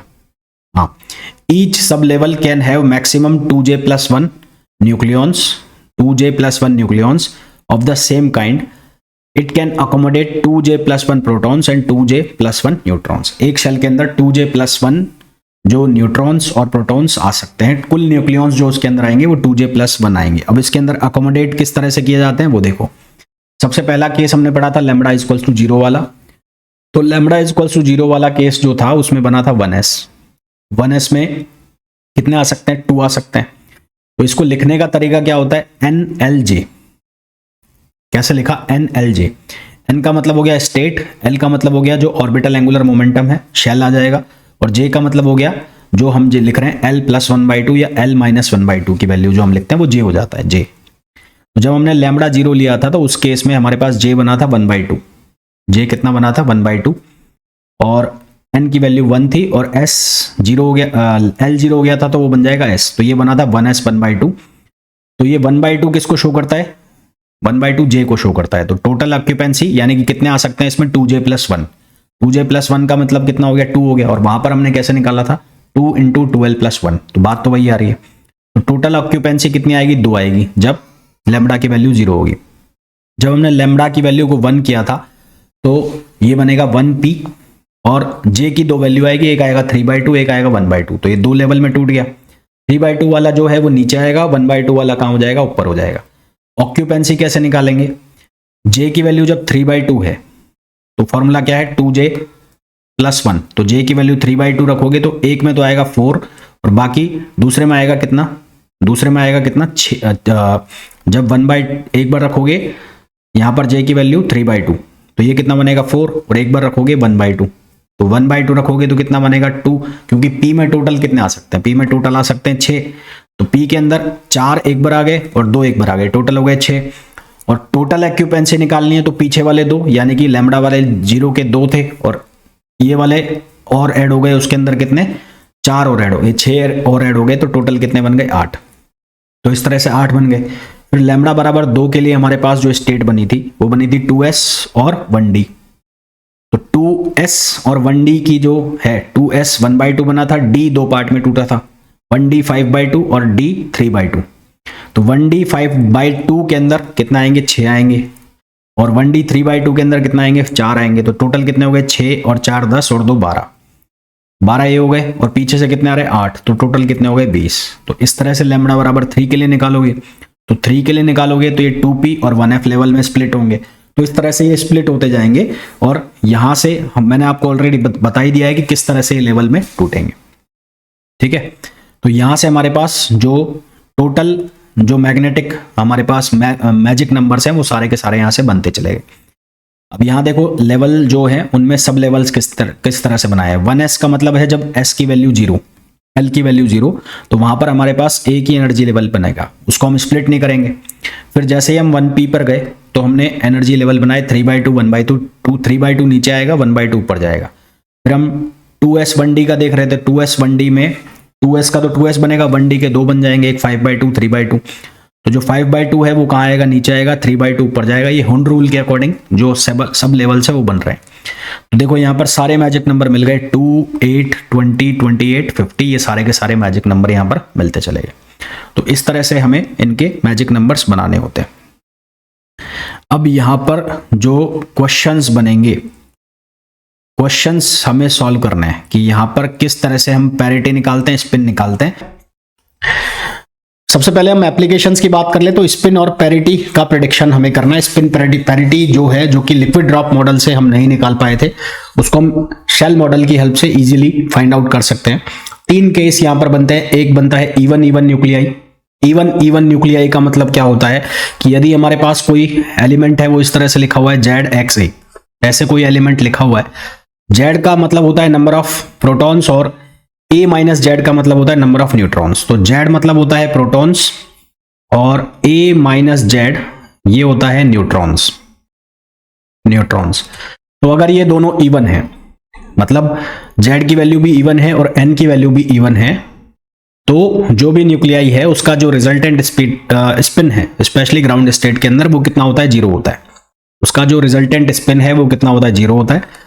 और उसकी जो पैरिटी होती है वो हमेशा क्या आती है, पॉजिटिव आती है। ध्यान रखना, कभी भी कोई भी न्यूक्लियाई आपको मिले जिसमें प्रोटॉन नंबर और न्यूट्रॉन नंबर दोनों इवन आ रहे हों, तो उसका जो स्पिन है वो कितना हो जाएगा, 0, और उसकी जो पैरिटी हमेशा आएगी वो पॉजिटिव आएगी। तो स्पिन पैरिटी को साथ में हम कैसे लिखते हैं, J⁻P करके। तो यहां क्या लिखा जाएगा, 0+। जैसे कि अगर आपको कार्बन का एग्जांपल हम लें, तो कार्बन में नंबर ऑफ प्रोटॉन्स कितने हो गए, Z, और नंबर ऑफ न्यूट्रॉन्स भी निकालोगे तो कितने हो गए, Z, 6 हो गए, 6। तो ये 6 और 6 दोनों इवन है। तो कार्बन के केस में इसकी जो पैरिटी है, स्पिन पैरिटी, वो कितनी हो जाएगी, 0+। इसी तरह से O ऑक्सीजन का लोगे 8O16, तो यहां पर भी दोनों इवन आ रहे हैं, तो यहां पर भी पैरिटी कितनी हो जाएगी, स्पिन पैरिटी 0+। तो ये ध्यान रखना, 1 लाइनर क्वेश्चन में आ जाता है। बहुत ज्यादा कैलकुलेशन है ही नहीं इसमें, आपको तो ये काउंट करना है कि जो न्यूट्रॉन नंबर है वो क्या है, प्रोटॉन नंबर क्या है, फिर सीधा सा इसका चुटकियों में आंसर निकल रहा है। दूसरा केस इसका ये बनता है कि कोई भी एक इवन हो और कोई भी एक ऑड हो, दोनों में से, यानी कि नंबर ऑफ प्रोटॉन में से और न्यूट्रॉन में से कोई भी इवन हो और कोई भी ऑड हो, तो उस केस में क्या कंडीशन बनती है। तो उस केस में हम इसे कैसे सॉल्व करते हैं, उस केस में सॉल्व करने के लिए हम करते हैं लास्ट अनपेयर्ड न्यूक्लियन को लेते हैं। मैंने आपको बताया था कि पेयरिंग हो जाती है, जैसे आपको 4 दिए हुए हैं, 4 दिए हुए हैं, तो 4 में 2 का पेयर बन जाएगा, 2 का पेयर बन जाएगा, तो यहां पर जो कंट्रीब्यूशन है वो 0 रहेगा। तो पेयरिंग का चांस कब रहता है, अनपेयर्ड इलेक्ट्रॉन या अनपेयर्ड न्यूक्लियन का चांस कब रहता है, जब ऑड नंबर में होता है। तो ऑड नंबर में होते तो एक कम से कम आपके पास क्या बचेगा, अनपेयर्ड बचेगा। तो जो लास्ट अनपेयर्ड बचेगा उसी को हम काउंट करेंगे स्पिन पैरिटी निकालने के लिए, चाहे वो न्यूट्रॉन हो चाहे वो प्रोटॉन हो। कैसे करते हैं वो देखो, जैसे कि यहां पर 3Li6 लिखा हुआ है, 3Li7 लिखा हुआ है, तो यहां पर इसका जो Z नंबर है यानी कि प्रोटॉन नंबर वो हो गया 3, और न्यूट्रॉन नंबर आप निकालोगे तो वो हो गया 4। तो ये तो हो गया इवन हो गया, तो इसमें तो सारे के सारे पेयर्ड हो गए। पेयर्ड का मतलब है सभी सेम डायरेक्शन में हो गए। और एक हो गया आपका Z=3, तो Z=3 में 2 पेयर हो जाएंगे और एक अनपेयर्ड हो जाएगा। एक क्या हो जाएगा, अनपेयर्ड, तो ये हो गया अनपेयर्ड। तो कुल मिलाकर इतना सा ध्यान रखना, जहां पर ऑड लिखा हो उसको आपको उठा लेना है। फिर न्यूक्लियर शेल मॉडल के अंदर जो एनर्जी शेल्स है उसके अकॉर्डिंग फिल करना है। एनर्जी शेल्स में कुछ स्टार्टिंग वाले हैं वो याद रख के चलना, रट्टा मार लेना उनमें। जैसे कि पहला होगा 1s 1/2, दूसरे नंबर पाएगा 1p 3/2, और ये इसी ऑर्डर में होंगे जैसे मैं लिख रहा हूं। फिर आएगा 1p 1/2, ऐसा आएगा। फिलिंग कैसे होगी, ये जो लिखा है यहां पर ऐसे लिखा है 1s, इसका मतलब यहां पर है nl, और ये लिखा है j, nlj। n का मतलब है प्रिंसिपल क्वांटम नंबर, l का मतलब है ऑर्बिटल, और j का मतलब है टोटल एंगुलर मोमेंटम। तो j की जो वैल्यू है ये हो गई 1/2। मल्टीप्लिसिटी मतलब जो ऑक्यूपेंसी आएगी, एक के अंदर कितने फिल होंगे वो कैसे निकालोगे, तो मल्टीप्लिसिटी वो आप कैसे निकालोगे, वो निकालोगे 2j + 1 से। मतलब एक शेल के अंदर कितने फिल होंगे, तो उसके लिए 2j, जैसे यहाँ j की वैल्यू कितनी है 1/2, तो यहाँ आपने लिखा 1/2, ये आ गया 1, तो s के अंदर कितने गए 2 गए। अब यहाँ पर 3/2 लिखा हुआ है, दोनों 1 1 पे है, तो टोटल p के अंदर आपको पता है कितने आने चाहिए, 6 आने चाहिए। तो यहाँ 3/2 लिखोगे तो 2 × 3/2 + 1, तो ये कितना हो जाएगा 4, और यहाँ पर आएंगे 2। ये मैंने आपको लास्ट लेक्चर के अंदर भी बताया था। तो टोटल कितने हो गए, 6 हो गए। इस तरह से आपको फिलिंग करनी है। तो टोटल हमें कितने फिल करने हैं, 3 फिल करना है। 3 फिल करने हैं तो 2 तो यहाँ फिल हो गए, तो नेक्स्ट एक यहाँ पर फिल होगा, यानी कि ये अनपेयर्ड हो जाएगा। ये जो है ये कौन सा हो जाएगा, अनपेयर्ड। हमें क्या क्या चाहिए होता है, जे की वैल्यू यहाँ से कितनी निकल रही है, यहाँ से जे की वैल्यू कितनी निकल रही है 3/2, ठीक है। और पी के लिए एल कितना होता है, पी के लिए होता है 1 एल। हम पैरिटी जो निकालते हैं, पैरिटी क्या होती है, पैरिटी होती है -1 पावर एल। तो -1 पावर 1 क्या आएगा, ऑड आएगा। तो यहां से पैरिटी जो आएगी ऑड आएगी, यानी कि नेगेटिव आएगी। तो इसके लिए जो स्पिन पैरिटी है वो कैसे लिखी जाएगी, वो लिखी जाएगी 3/2 j पाई। तो j की वैल्यू कितनी आई है 3/2, और पैरिटी कितनी आ गई माइनस, तो यहां लगा दोगे 3/2 माइनस। इस तरह से इन क्वेश्चन को सॉल्व करना है। बहुत आसान है, मेरे हिसाब से समझ में आ गया होगा, कोई इसमें बहुत भारी दिक्कत आपको हुई नहीं होगी। नेक्स्ट क्वेश्चन पे आइए। जैसे इसके और क्वेश्चन मैं आपको बताता हूँ। 3i ऑलरेडी मैंने बता दिया है ना, ऑलरेडी डन। फिर भी मेरे कराने के बाद भी एक बार करके देख लेना, है ना। चेक योर सेल्फ, मैं ऐसा लिख देता हूं, चेक योर सेल्फ। अगर समझ में ना आए तो एक बार पीछे वापस से देख लेना, चेक योर सेल्फ। दूसरा देख लेते हैं, जैसे ऑक्सीजन का लिखा है 17 में, तो यहां पर जेड हो गया कितना, 8 हो गया, और नंबर ऑफ न्यूट्रॉन्स कितने हो गए, 9 हो गए। तो इसकी फिलिंग करें अकॉर्डिंग टू एनर्जी लेवल्स, तो क्या आएगा, यहां आएगा 1s 1/2, इसमें जाएंगे 2, यहाँ आएगा 1p 3/2, इसमें जाएंगे 4, यहाँ आएगा 1p 1/2, इसमें जाएंगे 2। तो 4 और 2 6 और 2 8, एक बच गया। इसके बाद क्या आता है, d आता है, तो यहाँ आएगा 1d 5/2, और यहाँ पर आ जाएगा 1, यहाँ पर कितना आ जाएगा 1। तो लास्ट अनपेयर्ड ये हो गया, ये लास्ट अनपेयर्ड हो गया है। तो इसको मैं यहाँ लिख देता हूँ, इसको मैं बाद में सॉल्व करा दूंगा 7n वाले को। तो इसके अंदर j की वैल्यू कितनी हो गई है, j की वैल्यू हो गई 5/2, और l की वैल्यू d के लिए कितनी हो गई, 2 हो गई, ठीक है। तो हम पैरिटी जो निकालेंगे, तो पैरिटी कैसे निकालेंगे, पैरिटी होता है -1 पावर l, तो ये हो जाएगा -1 पावर l की वैल्यू कितनी हो गई 2, तो ये हो जाएगा even पैरिटी। तो jp हम लिखते हैं, तो jp कितना लिखा जाएगा, वो लिखा जाएगा 5/2 प्लस।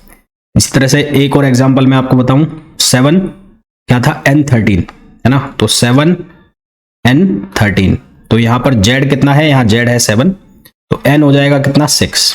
तो z के अकॉर्डिंग चलना है यहाँ पर, तो z के अकॉर्डिंग चलोगे तो क्या लिखा जाएगा, ये लिखा जाएगा 1s 1/2, 1p 3/2, और 1p 1/2।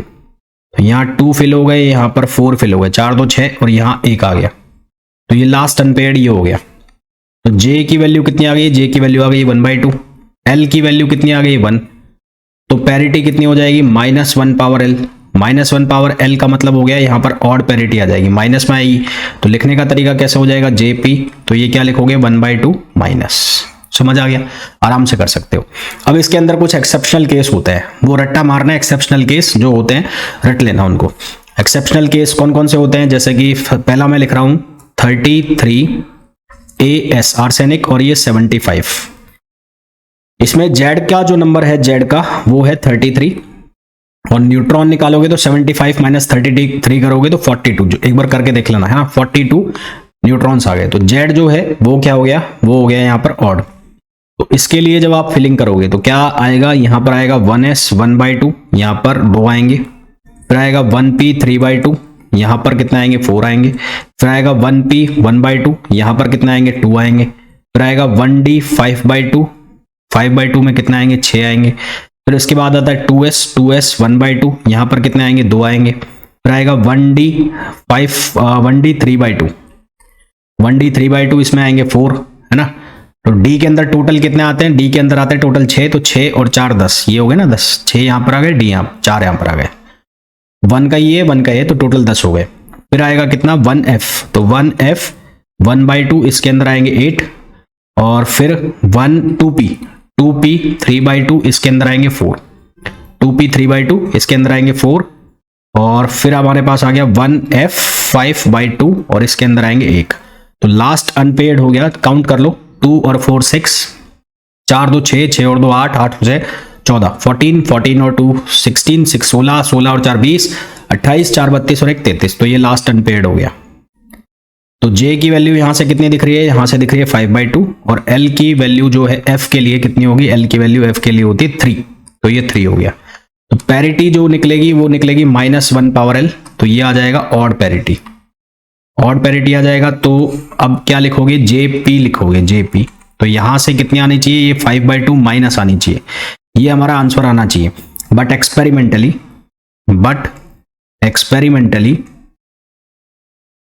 एक्सपेरिमेंटली इसका जो रिजल्ट आता है वो आता है 3/2 माइनस, यानी कि इसके जस्ट पहले का जो शेल है उसकी स्पिन ले ली और 3/2 माइनस। तो ये आपको रट्टे मार रहे हैं ऐसे, ये क्वेश्चन जैसे आपको दे दिया कि which one of the following is correct for spin parity of 33 arsenic 75। आप अपने मन में ठीक हो गया, आप ये आंसर निकाल के आ रहे हो, आंसर में आपको ये भी मिलेगा 5/2 माइनस, पर सही कौन सा होगा, 3/2 माइनस, ये सही होगा 3/2 माइनस। क्लियर। चलिए भाई और बताता हूं आपको एक्सेप्शनल केस, सोडियम। दूसरा जो एक्सेप्शनल केस होगा वो होगा सोडियम 11Na23। तो यहां पर Z की वैल्यू हो गई 11 और N की वैल्यू हो गई 12। तो इसके लिए जब आप लिखोगे तो क्या लिखोगे, 1s 1/2, ये हो गया 2, 1p 3/2, ये कितना हो जाएगा 4, ये हो जाएगा 1p 1/2, ये कितना हो जाएगा 2, फिर आएगा 1d 5/2। तो 1d 5/2 कितने आ गए, 4 2 6 और 2 8, तो 3 यहां आ जाएंगे। तो लास्ट अनपेयर्ड क्या हो गया, लास्ट अनपेयर्ड हो गया ये, और J की वैल्यू हो गई 5/2, और D के लिए L की वैल्यू हो जाएगी 2, D के लिए L की वैल्यू हो जाएगी 2। तो पैरिटी जो लिखोगे वो -1 पावर L, तो ये बनेगा -1 पावर 2, तो ये हो जाएगी पॉजिटिव। तो यहां पर जो JP इसका बनेगा, JP वो कितना बनेगा, वो बनेगा 5/2 प्लस। तो आंसर इसका ये आना चाहिए, है ना। पर एक्सपेरिमेंटली बट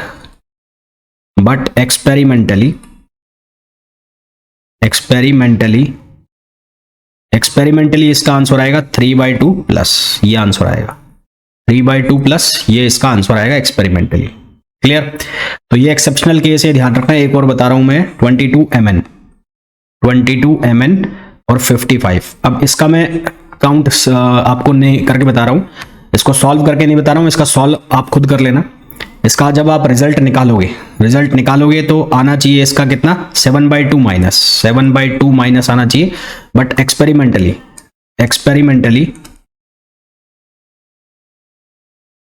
एक्सपेरिमेंटली इसका जो आंसर आता है वो आता है 3/2 माइनस, तो ये इसका आंसर होता है। इसी तरह से एक होता है 34Se 79 हो गए 79।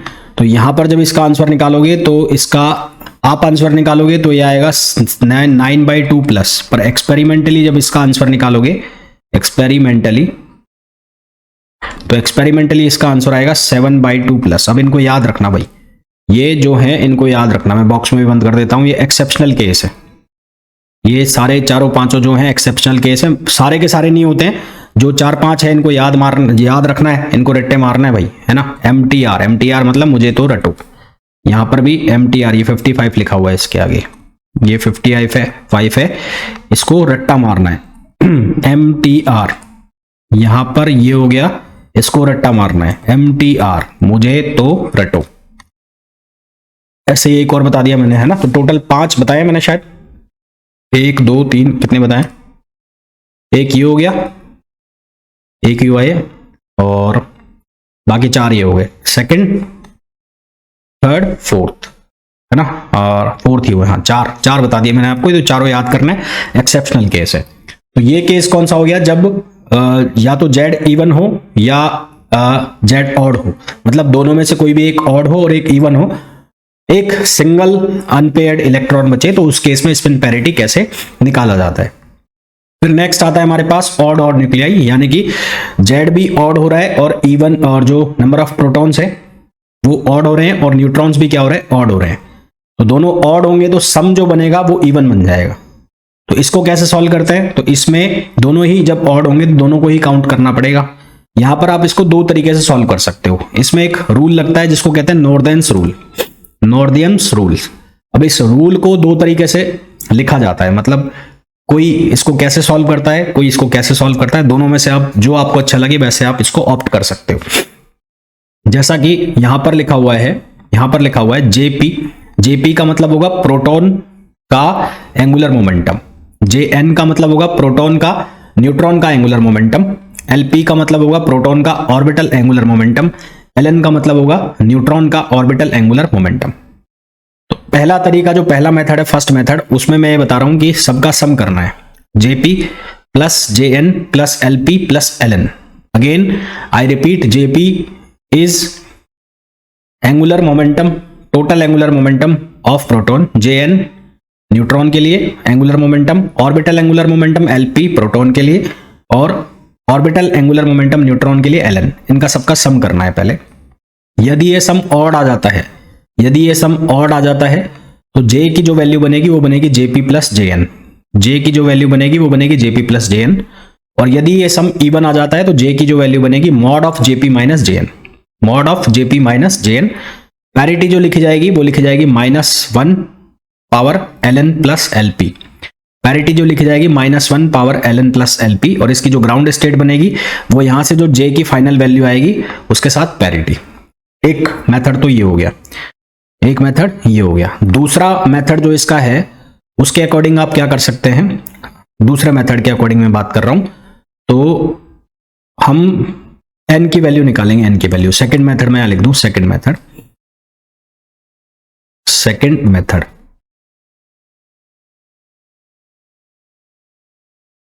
तो हम एन को, एन की वैल्यू निकाल लिया। एन की वैल्यू में आप कैसे निकालोगे, जेपी प्लस जे एन करना minus L P plus L N कर देना।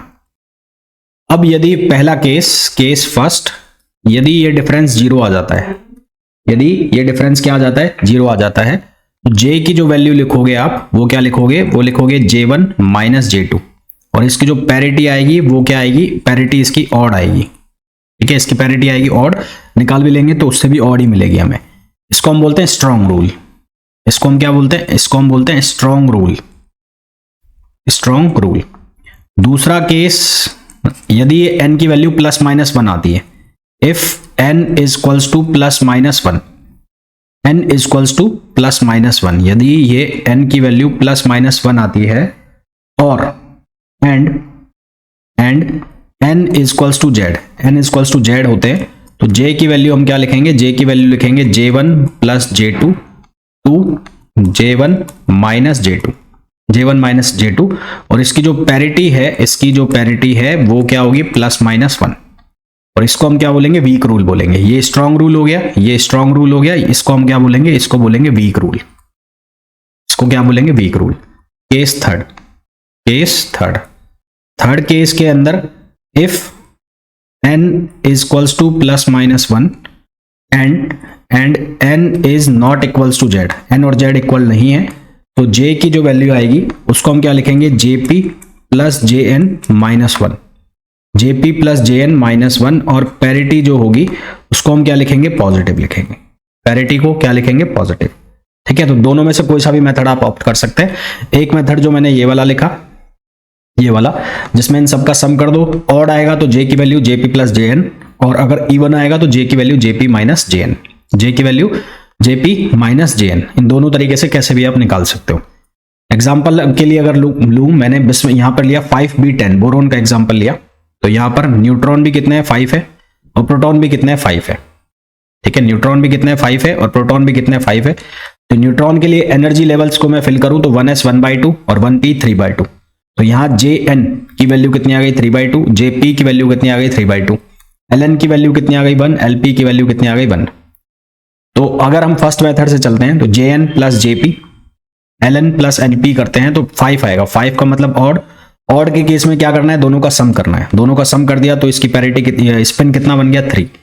पैरिटी इसकी निकाल ली, -1 पावर Lp प्लस Ln करना होता है, -1 पावर Lp प्लस Ln। तो Lp और प्लस ln, तो 1 और 1 कितना हो गया 2, तो पैरिटी इसकी क्या आ गई पॉजिटिव आ गई। तो JP की वैल्यू कितनी हो गई, यानी कि जो इसकी ग्राउंड स्टेट बन गई वो कितनी बन गई 3 प्लस। अब अगर हमारा दूसरा मेथड हम लगाए, तो JN plus JP, second method से अगर मैं इसको करता हूं सेकेंड मेथड, तो JN प्लस JP यानी कि 3/2 प्लस 3/2 माइनस करना है आपको 1 प्लस 1, तो 3/2 प्लस 3/2 कितना होगा 3 बनेगा, माइनस 2 ये कितना हो गया 1 बन गया, 1 बन गया। और Z और P इक्वल हो रहे हैं, Z और N, तो N इक्वल्स टू क्या हो रहा है Z हो रहा है। तो यहां पर पहली चीज तो क्या हो गया वीक रूल हो गया, वीक रूल होने के बाद जो J की वैल्यू बनेगी वो बनेगी J1 माइनस J2 से लेकर कहां तक J1 प्लस J2 तक, क्योंकि N इक्वल्स टू क्या है Z है, तो J1 माइनस J2, तो 3/2 माइनस 3/2, तो 3/2 माइनस 3/2 यानी कि JP माइनस JN मैं ये कहना चाह रहा हूं, और ये बनेगा 3/2 प्लस 3/2। तो यहां से वैल्यू कितनी बन जाएगी 0 to 3, 0 to 3 में कितना हो जाएगा 0 1 2 3, 0 1 2 3। तो हमारे पास जो पैरिटी है, पैरिटी तो LP प्लस LN लिया जाएगा जो कि क्या आ जाएगी पॉजिटिव, और पैरिटी पॉजिटिव आएगी तो वापस से क्या बन जाएगा 3 प्लस बन जाएगा। तो दोनों में से आप जो चाहो वो मेथड आप ऑप्ट कर सकते हो। यहां से हमें इसकी सारी पॉसिबिलिटी दिख जाती है सेकेंड मेथड से कि इसके अंदर क्या क्या बन रहा होगा।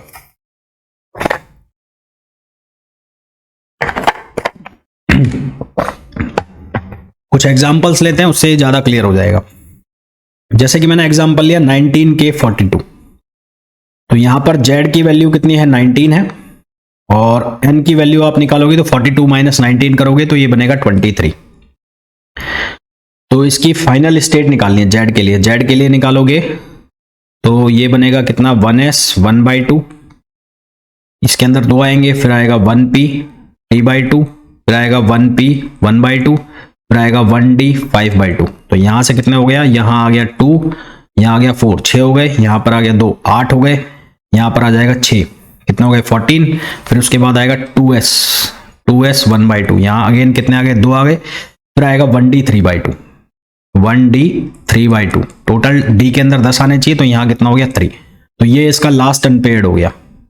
इसी तरह से n के लिए निकाल लोगे। अब n के लिए मैं इसका लास्ट अनपेयर्ड डायरेक्ट लिख रहा हूं, मेरे पास लिखा हुआ है, तो n के लिए इसका जो अनपेयर्ड है ऐसे तो चलते जाएंगे यहां तक, फिर इसका जो अनपेयर्ड आएगा n का वो कितना आएगा f 7/2 और 3। तो यहां पर हमें JP की वैल्यू मिली, इस केस में J ये किसके लिए था, ये था P के लिए, और ये था किसके लिए N के लिए। तो JP की वैल्यू हमें मिली है कितनी 3/2, और JN की वैल्यू हमें मिली है कितनी 7/2। यहां LP की वैल्यू मिली है कितनी 2, और यहां LN की वैल्यू कितनी मिली है 3 मिली है। ठीक है, LN की वैल्यू कितनी मिली है 3 मिली है। अब आपके ऊपर है कि आप इसको कैसे सॉल्व करना चाहते हैं। फर्स्ट मेथड के अकॉर्डिंग इसको सॉल्व करते हैं तो इनका सम कर दो, सबका सम कर दोगे तो JP plus JN plus LP plus LN, तो ये कितना हो गया, ये हो गया 3/2 प्लस 7/2 प्लस 2 प्लस 3, तो ये कितना होगा 7 और 3 10, 5 बचेगा, 10/2 5 हो गया, 5 प्लस 2 7, 7 प्लस 3 10, ये इवन हो गया इवन। तो ये इवन हो गया, तो इसमें रिजल्ट क्या आएगा JP माइनस JN और उसका लगाना है मॉड।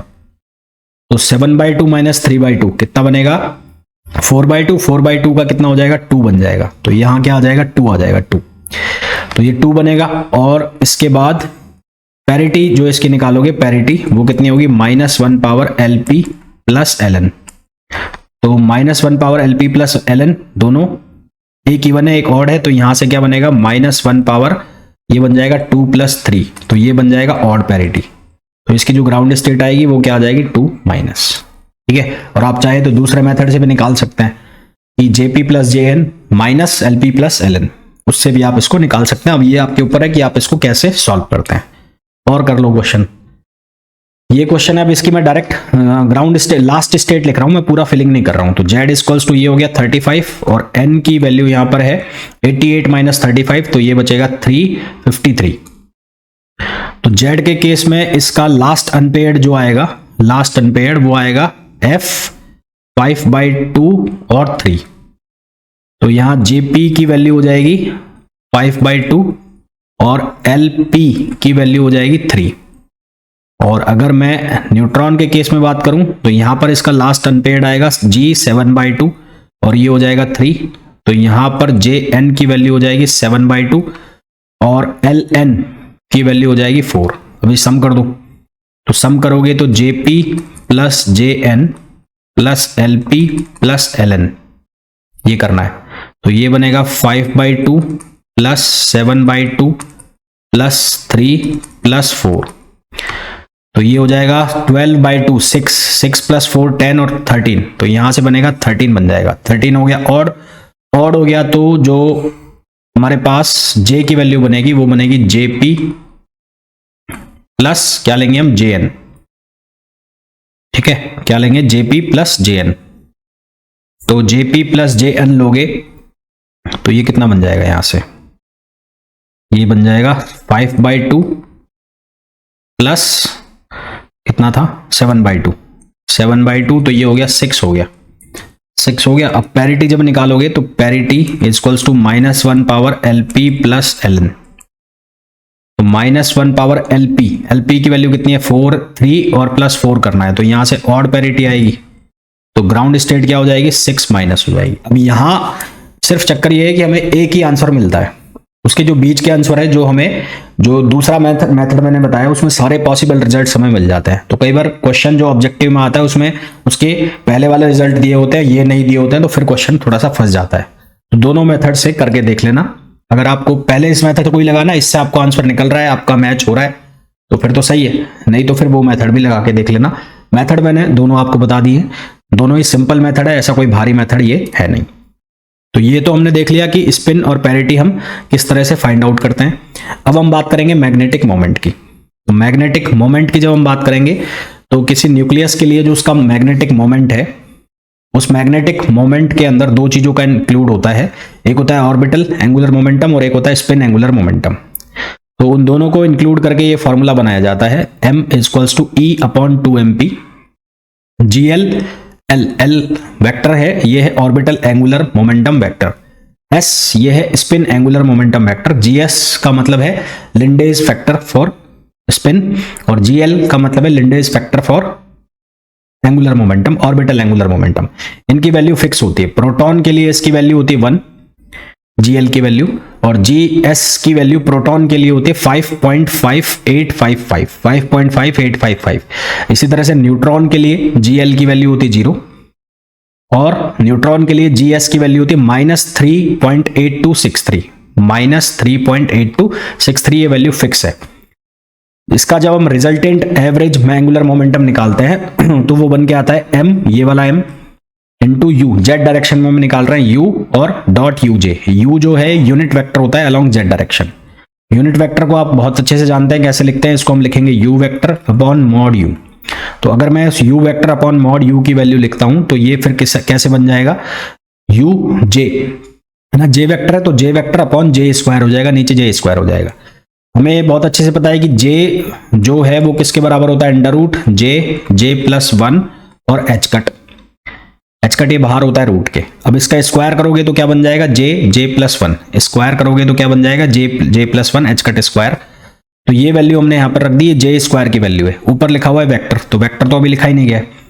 हमें पता है कि जो टोटल एंगुलर मोमेंटम होता है जेड डायरेक्शन में, उसका जो कम्यूटेटर होता है उसकी हमने जो वैल्यू निकाली हुई है किसके अंदर, क्वांटम मैकेनिक्स के अंदर, वो निकलता है j h कट। तो j h कट यहाँ पर वैल्यू रख देंगे इस वाले की। तो h कट से h कट एक कैंसिल हो जाएगा, ये m डॉट j रहेगा ही रहेगा। h कट से h कट एक कैंसिल हो जाएगा। इसी तरह से यहाँ j था, यहाँ एक j आएगा तो ये j से j भी कैंसिल हो जाएगा। फिर हम यहाँ पर मैथमेटिक्स लगाते हैं। कौन सी वाली मैथमेटिक्स, जिसमें हम l डॉट s की और j डॉट s की वैल्यू निकालते हैं, अलजेब्रिक समेशन करते हैं, वेक्टर सम करते हैं। उतना सब डीप में मैं नहीं जाऊंगा। दो केस बनते हैं मैग्नेटिक मोमेंट के। एक केस बनता है जब j की वैल्यू l-1/2 हो, या फिर l की वैल्यू j प्लस 1/2 हो। L की वैल्यू j प्लस 1/2 हो तो उस केस में जो मैग्नेटिक मोमेंट आता है वो लिखा जाता है j, ये याद करना है भाई, फॉर्मूला याद करना है, LP का मतलब है प्रोटॉन के लिए, GL मतलब जो लिंडेज फैक्टर प्रोटॉन के लिए, j प्लस 3/2 माइनस GSP मतलब लिखा है Lande factor for proton spin angular momentum के केस में अपॉन 2 और अपॉन J+1 और म्यू एन मतलब ये इसकी यूनिट है ना, न्यूक्लियर मैग्नेटोन वाली। इसके अंदर दो केस बनेंगे। यदि केवल और केवल आप किसके लिए कंसीडर कर रहे हैं, प्रोटॉन के लिए, तो प्रोटॉन के लिए GLP की वैल्यू फिक्स है, वो 1 है, वो आपने 1 रख देनी है। GSP की वैल्यू फिक्स है 5.583, वो रख देनी है। तो फिर प्रोटॉन के लिए जो हमारे पास मैग्नेटिक मोमेंट बन जाएगा इस केस में L-1/2 वाले केस में वो ये बन जाएगा J/J+1 J -1.2928, है ना। फिर यदि मैं कंसीडर कर रहा हूं किसके लिए, न्यूट्रॉन के लिए, तो न्यूट्रॉन के लिए क्या होगा, GLP की वैल्यू 0 हो गई थी तो वो GLP 0 हो जाएगा। GSP की वैल्यू रख देंगे -3 पॉइंट कुछ, तो माइनस माइनस प्लस हो जाएगा। तो हमारे पास ये आंसर बन जाएगा, ये आंसर बन जाएगा। अब यार ये जो चीजें हैं ये तो आपको याद करनी पड़ेंगी, और 1 से 2 बार इनको देखोगे, 1 से 2 बार पढ़ोगे तो ये याद हो जाएंगे, ये याद हो जाएंगे। तो ये पहला केस हो गया जब J की वैल्यू हमने ली L-1/2। इसका दूसरा केस बनेगा जब J की वैल्यू हम लेंगे कितनी, L+1/2। J की वैल्यू कितनी लेंगे, L+1/2, या L की वैल्यू लेंगे J-1/2। तो यहां पर हमारे पास जो एवरेज मैग्नेटिक मोमेंट बनेगा वो बनेगा GLL plus GS1/2 μn, GLL plus GS1/2 μn, ये हमारे पास मैग्नेटिक मोमेंट बनेगा। वापस से दो केस, यदि प्रोटॉन के लिए कंसीडर करेंगे तो GL और GS की वैल्यू डाल देंगे, तो हमारे पास म्यू की जो वैल्यू आ जाएगी वो आ जाएगी J प्लस 2.2928 μn, मतलब इसका न्यूक्लियर मैग्नेटोन इसकी यूनिट है। यदि केवल हम न्यूट्रॉन के लिए कंसीडर करेंगे तो GL की वैल्यू 0 हो जानी है, GS की वैल्यू -3.8260 लेंगे, और म्यू Z की वैल्यू बन जाएगी -1.9130। अब जो हमारे पास ये दो केस है, J = L+1/2 और एक है J = L-1/2, इन दोनों केस के लिए हमारे पास अलग अलग मैग्नेटिक मोमेंट आए। इन दोनों अलग अलग मैग्नेटिक मोमेंट के लिए यदि हम ग्राफ बनाएं, किस किस के बीच में ग्राफ बनाएं, मैग्नेटिक मोमेंट और J वैल्यू के बीच में ग्राफ बनाएं, तो हमें दो लाइन मिलती हैं। उन दो लाइंस को हम कहते हैं स्कीमेटिक लाइन।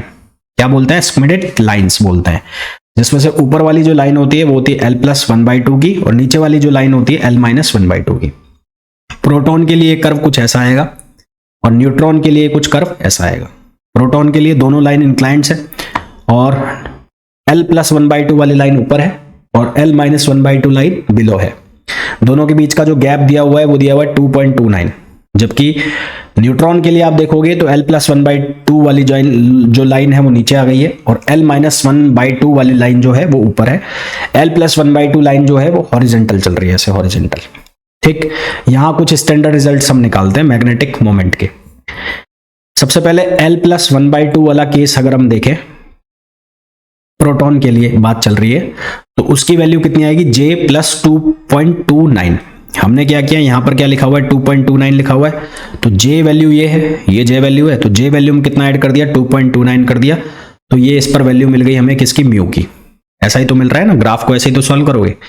और अगर मेरे को किसके लिए निकालना है, J = L-1/2 के लिए निकालना है, तो यहां पर क्या हो रहा है, देखो यहां पर J, ये यहां से कर्व स्टार्ट हो रहा है, यहां से, तो यहां से यहां तक कुछ वैल्यू है J की, तो J+ है ना, J+, तो कैसे निकालेंगे, देखो यहां पर क्या करा है, J+, तो J+, यहां ब्रैकेट है 1 - 2.29 अपॉन J+1, 1 - 2.29 अपॉन J+1 और μn। ये इसका हमारे पास क्या बन गया, J = L-1/2 वाले केस के लिए। न्यूट्रॉन वाले केस के लिए क्या बनेगा, जब L = 1/2 है तो यहां तो कांस्टेंट है, तो ये कितना हो जाएगा, -1.91, और जब L-1/2 वाले केस के लिए लोगे तो यहां पर क्या हो जाएगा, 1.91 और J/J+1, J/J+1। अब याद करने वाली चीजें बहुत सारी हो जाएंगी, है ना, पर 2 से 3 बार देखोगे तो ये सब चीजें आपको मेमोराइज हो जाएंगी, याद हो जाएंगी। ऐसा कोई इसमें बहुत ज्यादा टिपिकल चीजें नहीं है। क्वेश्चंस को अगर देखें तो जैसे हमें पूछा find magnetic moment of 6C13, तो 6C13 का मैग्नेटिक मोमेंट हमें निकालना है, तो 6C13, तो यहां पर नंबर ऑफ प्रोटॉन्स जो हैं वो हो गए 6, और नंबर ऑफ न्यूट्रॉन्स कितने हो जाएंगे, 7 हो जाएंगे। तो हमें ऑड वाला लेना है, ऑड वाला लेना है तो इसको फिल करो, 1s 1/2, यहाँ पर 2 फिल हो गए, 1p 3/2, यहाँ पर कितने फिल हो गए, 4 फिल हो गए, ये हो गया 1p 1/2, यहाँ पर कितने फिल हो गए, 2 फिल हो गए, 4 2 6 और 2 8 हो गए, पर हमें तो कितने चाहिए, 7, तो यहाँ पर कितना आएगा, 1 आएगा, 1, यहाँ पर कितना आ जाएगा, 1 आ जाएगा। तो J की वैल्यू कितनी आ गई है, J की वैल्यू आ गई 1/2, जे की जो वैल्यू है वो कितनी आ गई है, जे इक्वल्स टू आ गया 1/2 और एल की वैल्यू कितनी आ गई है, 1 आ गई है। एल की वैल्यू कितनी आ गई, 1 आ गई। तो ये कौन सा केस बन रहा है, जे इक्वल्स टू एल माइनस 1/2 वाला केस बन रहा है। ये कौन सा वाला केस बन रहा है, जे इक्वल्स टू एल माइनस 1/2, ये वाला केस बन रहा है ना। तो ये वाला केस हो गया। अब हमारे पास मैग्नेटिक मोमेंट का फॉर्मूला है एल माइनस 1/2 वाला केस का, तो या तो उसके लिए लगाओ और या फिर डायरेक्ट जो कौन सा केस बन रहा है, ये किसका बन रहा है, न्यूट्रॉन का, क्योंकि यहाँ पर न्यूट्रॉन है, ये न्यूट्रॉन का केस बन गया ना, न्यूट्रॉन का। तो न्यूट्रॉन का केस डायरेक्ट उठा लाओ, ये रहा एल माइनस 1/2 का। तो उतना बड़ा फॉर्मूला याद करने की जरूरत है नहीं, तो 1.91 जे अपॉन जे प्लस 1 सीधा लगा दो। तो क्या लग जाएगा, mu equals to 1.91 J upon J plus 1। तो ये बन गया 1.91, जे की वैल्यू कितनी 1/2 और 1/2 प्लस 1, तो ये 3/2 हो गया। तो यहां से इसको सॉल्व करोगे तो ये कितना आएगा, 1.91 इंटू 1/2 अपॉन 3/2। तो 2 से 2 कैंसिल हो गया, तो यहां बनेगा 1.91 अपॉन 3 तो ये आ जाएगा 0.63। तो ये आंसर आ गया। सिमिलरली आप किसके लिए निकाल सकते हो, सोडियम के लिए, तो इसके लिए भी निकाल के देख लो।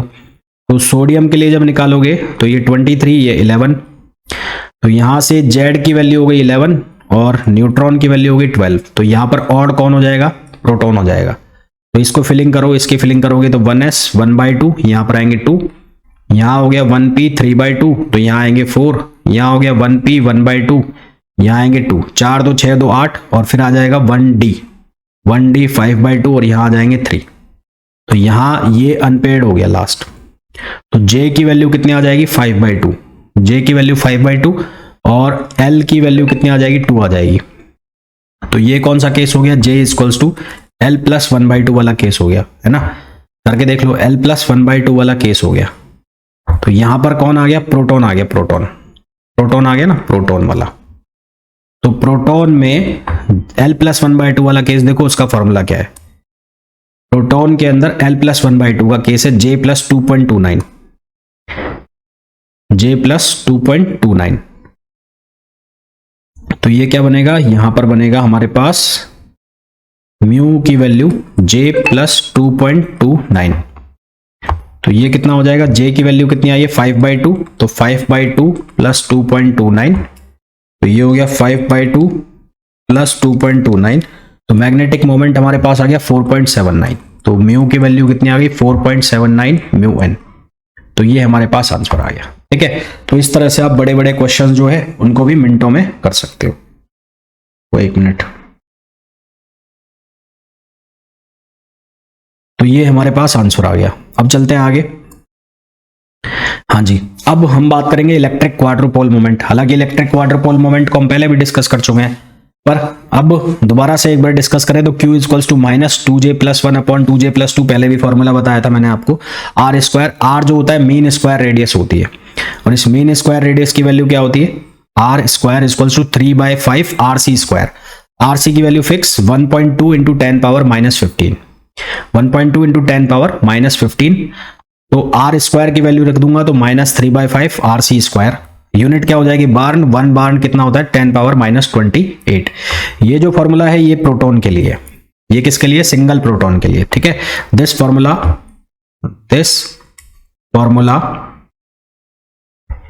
Is for single proton. अगर हमें न्यूट्रॉन का निकालना है तो न्यूट्रॉन के लिए फिर हम ये केस यूज करेंगे, QSN single neutron equal to Z upon A square QSP। QSN equals to Z upon A square और इंटू QSP। मतलब पहले ये वैल्यू निकालनी है और फिर उसके बाद इससे मल्टीप्लाई करोगे Z अपॉन A स्क्वायर से, तो ये QSN आ जाएगा। क्लियर, नेक्स्ट आओ। शेल मॉडल जो हमने पढ़ा उसकी कुछ लिमिटेशंस है। लिमिटेशंस क्या है कि ये एक्साइटेड स्टेट की स्पिन पैरिटी को एक्सप्लेन नहीं कर पाया। ये JP यानी कि जो हम स्पिन पैरिटी निकाल रहे हैं ग्राउंड स्टेट की, उसकी हायर वैल्यूज को ये नहीं समझा पाया। क्वाड्रिपोल मोमेंट की एग्जैक्ट वैल्यूज को ये समझा नहीं पाया, एग्जैक्टली ये क्वाड्रिपोल मोमेंट क्या है उसको नहीं समझा पाया। उसके बाद जैसे हमने कुछ एक्सेप्शनल केस देखे सोडियम के कुछ एक्सेप्शनल केस देखे, एक्चुअल वैल्यू कुछ और आ रही थी, प्रेडिक्टेड वैल्यू कुछ और आ रही थी। ठीक है, तो ऐसे बहुत सारी चीजें थी जिनको ये पूरी तरह से नहीं समझा पाया। मैग्नेटिक डाइपोल मोमेंट जो है उसको ये पार्शली समझा पाया, पूरी तरह से नहीं समझा पाया। तो ये सब क्या थे, लिमिटेशंस थे सेल मॉडल के। क्या क्या थे, एक तो higher JP value, spin parity value को नहीं समझा पाया, एक्साइटेड स्टेट को नहीं समझा पाया, क्वाड्रिपोल मोमेंट को ये पूरी तरह से नहीं समझा पाया, मैग्नेटिक मोमेंट को ये पूरी तरह से नहीं समझा पाया, और जो एक्सेप्शनल केस आए उनको ये पूरी तरह से नहीं समझा पाया। तो इसलिए फिर इसके आगे कौन सा मॉडल आया, कलेक्टिव मॉडल। ठीक है, हमने पढ़ लिया लिक्विड ड्रॉप मॉडल, हमने पढ़ लिया शेल मॉडल, फिर आएगा कौन सा, फिर आएगा कलेक्टिव मॉडल। तो पहले उसके कुछ क्वेश्चन कर ले। ये क्वेश्चन आप लोगों के लिए आप करना है। अब मैंने कुछ खूब सारे क्वेश्चन करा दिए, तो ये होमवर्क में डाल रहा हूं, ये क्वेश्चन करना है। ये होमवर्क हो गया। आंसर इसका आएगा 1/2 माइनस, ये आंसर आएगा। हो जाए तो बहुत अच्छी बात है, नहीं तो मेरे से पूछ लेना, है ना। तो 1/2 माइनस इसका आंसर आएगा। ये होमवर्क में डाल रहा हूं। ये question for the O17 nucleus, A की वैल्यू 17 है, जेड की वैल्यू 8 है, इफेक्टिव मैग्नेटिक मोमेंट की वैल्यू ये गिवन है, तो जी की वैल्यू हमें बतानी है। तो सबसे पहले यहां पर 17 है तो जेड की वैल्यू 8 है, जेड की वैल्यू कितनी है, 8 है। तो यहां पर नंबर ऑफ न्यूट्रॉन्स कितने हो गए, 9 हो गए। 9 हो गए तो इसके लिए काउंट करोगे आप, आपको ऑड के लिए लेना है। तो यहां कितना बनेगा, ये बनेगा 1s 1/2, 1p 3/2, 1p 1/2। तो ये बन जाएगा 2, ये बन जाएगा 4, ये बन जाएगा 2, 4 2 6 2 8, और ये बन जाएगा कितना 1d 5/2, और ये कितना बनेगा 1 बनेगा।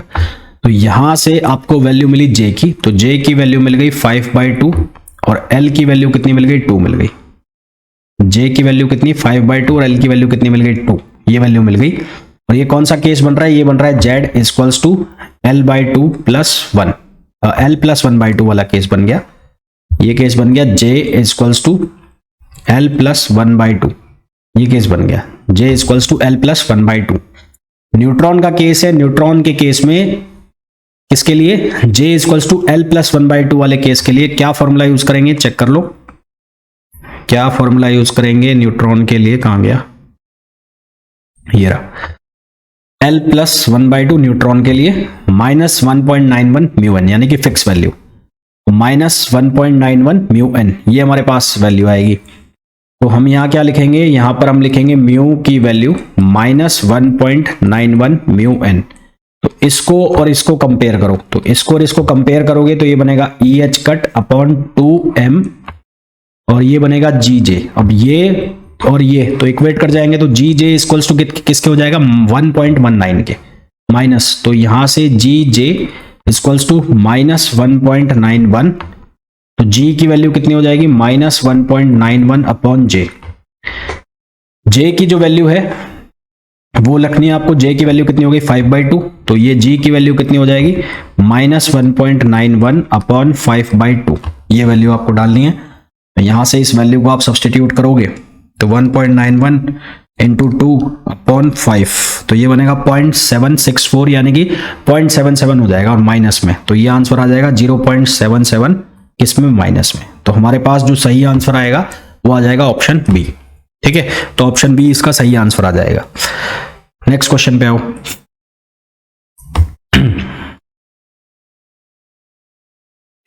नेक्स्ट क्वेश्चन से पहले एक इंपॉर्टेंट नोट मैं आपको बता दूं, आइसोस्पिन का।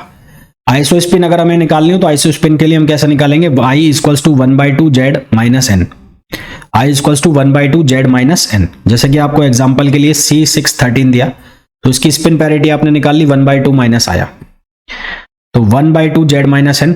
तो और Z की वैल्यू कितनी हो गई इसमें, Z की वैल्यू हो गई 6, और n की वैल्यू कितनी हो गई 7, तो ये कितना आ जाएगा -1/2। इस तरह से आपको आइसोस्पिन निकाल लेनी है।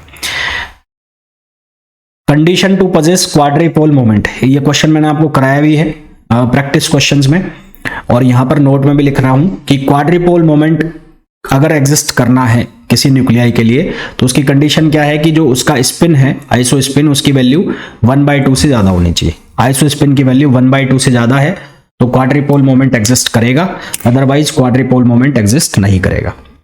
ठीक है, यदि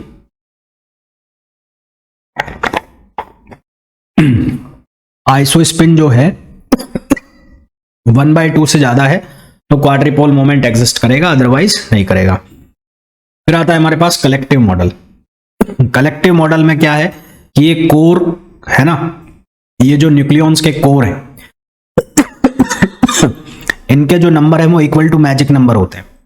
core consist of numbers of nucleon, core consist of number of nucleons equal to the magic number. ये कोर है, इस कोर के अंदर जो न्यूक्लियंस होंगे वो किसके बराबर होंगे, वो मैजिक नंबर के बराबर होंगे। ठीक है, core consist of number of nucleons equal to magic number. इसकी जो टोटल एनर्जी आएगी वो एक उसमें 3 पार्ट से मिलकर बनेगी। एक पार्ट होगा रोटेशनल एनर्जी का, रोटेशनल स्पेक्ट्रम का, एक होगा वाइब्रेशनल स्पेक्ट्रम का, एक होगा न्यूक्लियर का। तो ये जो रोटेशनल प्लस वाइब्रेशन है ये तो बनेंगे लिक्विड ड्रॉप मॉडल से, और ये न्यूक्लियर वाला है ये शेल मॉडल से आएगा। तो रोटेशनल स्पेक्ट्रम के लिए जो एनर्जी की वैल्यू लिखी जाती है वो लिखी जाती है h cut square upon 2i j+1। ये याद रखना है, h cut square upon 2i j+1। Nuclear spin j is restricted with even values. Nuclear spin जो निकलेगी कलेक्टिव मॉडल की वो रेस्ट्रिक्टेड होगी इवन वैल्यूज के साथ, यानी कि इसकी जो न्यूक्लियर स्पिन के साथ पैरिटी के साथ लिखेंगे तो उसकी वैल्यू आएगी 0+, 2+, 4+, 6+, इस तरह से आएगी, जिसकी लोएस्ट वैल्यू क्या होगी, 0+ होगी। 0+, 2+, 4+, 6+, जिसमें लोएस्ट वैल्यू क्या होगी, 0+ होगी, है ना। लोएस्ट वैल्यू क्या होगी, 0+ होगी। फिर आगे बढ़ो, एनर्जी का जो लेवल रहेंगे तो जैसे E 0+ लिखा तो 0 आ गया। 2+ लिखेंगे तो 2+ में क्या होगा, हमारे पास जो ये फॉर्मूला लिखा हुआ है, ये वाला फॉर्मूला जो लिखा हुआ है, कौन सा, ये वाला आ गया, ये h cut square upon 2i j+1। यहां वैल्यू डालनी है, जैसे 2 लिखा तो ये 2, j की जगह कितना डाल दिया 2, तो ये 2 + 1 हो गया, और 2 कितना बन गया 6। तो फॉर्मूला क्या बन जाएगा, फॉर्मूला बन जाएगा 6h cut square upon 2i। Similarly 4 का निकालोगे, सिमिलरली 6 का निकालोगे, तो इस तरह से एक एक एनर्जी लेवल अप होता जाएगा। Rotational spectrum by LDM liquid drop model से बनाया हुआ है। तो रोटेशनल स्पेक्ट्रम का एक और टर्म लिखा जाता है h cut square upon 2i j+1 minus bj square j+1। ये होता है centrifugal distortion term. Centrifugal distortion term, कोई चीज रोटेट कर रही है तो उसमें सेंट्रीफ्यूगल जो फोर्स लगेगा उसकी वजह से जो टर्म आएगा सेंट्रीफ्यूगल डिस्टॉर्शन टर्म, यदि कहा जाए तो। वाइब्रेशनल स्पेक्ट्रा में क्या होगा, जितने भी लेवल्स है उनके बीच का जो एनर्जी की डिफरेंस आ रहा है वो फिक्स आ रहा है, h cut omega, h cut omega, h cut omega. पहला लेवल हो गया 0+, 2+, 4+, 6+। 0+, 2+ के बाद 4+ जो आया उसके साथ साथ क्या है, 0+ भी है, 2+ भी है, 4+ भी है, यानी कि पीछे वालों को भी काउंट कर रहा है। फिर जो 6+ आया उसमें क्या क्या बन रहा है, 0+, 2+ और 2+, 6+। तो ये जो आया वाइब्रेशनल स्पेक्ट्रम में ये 5 फोल्ड है 6+ वाला, और 4+ वाला 3 फोल्ड है, 3 फोल्ड सिमेट्री, और ये 2 फोल्ड, ये सिंगल फोल्ड और ये सिंगल फोल्ड। क्वेश्चन देखो इसके कैसे बनेंगे, the single particle energy difference, single particle energy difference between P3/2 और P1/2 के बीच में डिफरेंस दे रखा है सिंगल पार्टी का। सिंगल पार्टिकल एनर्जी कौन सा न्यूक्लियस है, 50SN114, और ये जो डिफरेंस है 3 मेगा इलेक्ट्रॉन वोल्ट के बराबर दिया है। The energy difference between the states in its 1f orbit, तो 1f ऑर्बिट के लिए इसका क्या डिफरेंस आएगा, तो ये जो डिफरेंस दिया है 3 मेगा इलेक्ट्रॉन वोल्ट दिया है दोनों के बीच में। तो हमारे पास रोटेशनल स्पेक्ट्रा का formula h cut square upon 2i j+1, ये फॉर्मूला है हमारे पास। तो जो डिफरेंस हमें गिवन है वो कितना है, 3 मेगा इलेक्ट्रॉन वोल्ट का गिवन है डिफरेंस। हमें बोला है f स्टेट के लिए, तो f 7/2 जो ज्यादा वाली स्टेट है वो तो नीचे आएगी, और कम वाला है ना, कम वाला यानी कि j -1/2 वो ऊपर जाएगा, तो 7/2 -1 5/2 वो कहाँ आएगा, अब नीचे ज्यादा वाला ऊपर कम वाला, तो ये 5/2 आ गया। इनके बीच का एनर्जी डिफरेंस क्या आएगा वो हमें बताना है। तो h cut square upon 2i, h cut square upon 2i। अब जो हमने एनर्जी की वैल्यू लिखी p के लिए जो हमें गिवन है 3/2 वाला और 1/2 वाला, दोनों का डिफरेंस का निकाल दिया। डिफरेंस का मतलब कैसे, हमारे पास फॉर्मूला है h cut square upon 2i, तो एक बार वैल्यू j की कितनी है, p वाले के केस में 1/2 है, तो 1/2 + 1, और एक बार कितनी है h cut square upon 2i 3/2 है, तो 3/2 + 1, उन दोनों का डिफरेंस निकाल दिया। तो डिफरेंस कैसे निकाला, लोअर माइनस जो हैवियर है उसमें उनका जो डिफरेंस है वो कितना आ रहा है, 3 मेगा इलेक्ट्रॉन वोल्ट है, तो यहाँ पर ऑब्वियस सी बात है -3 आएगा, तो यहाँ से h cut square upon 2i की वैल्यू आ गई हमारे पास। और ये इसी तरह से हमने फिर f के लिए करा, तो h cut square upon 2i की वैल्यू हमने यहाँ पे सब्स्टिट्यूट कर दी, हमारे पास आंसर कितना आ गया, 7 मेगा इलेक्ट्रॉन वोल्ट।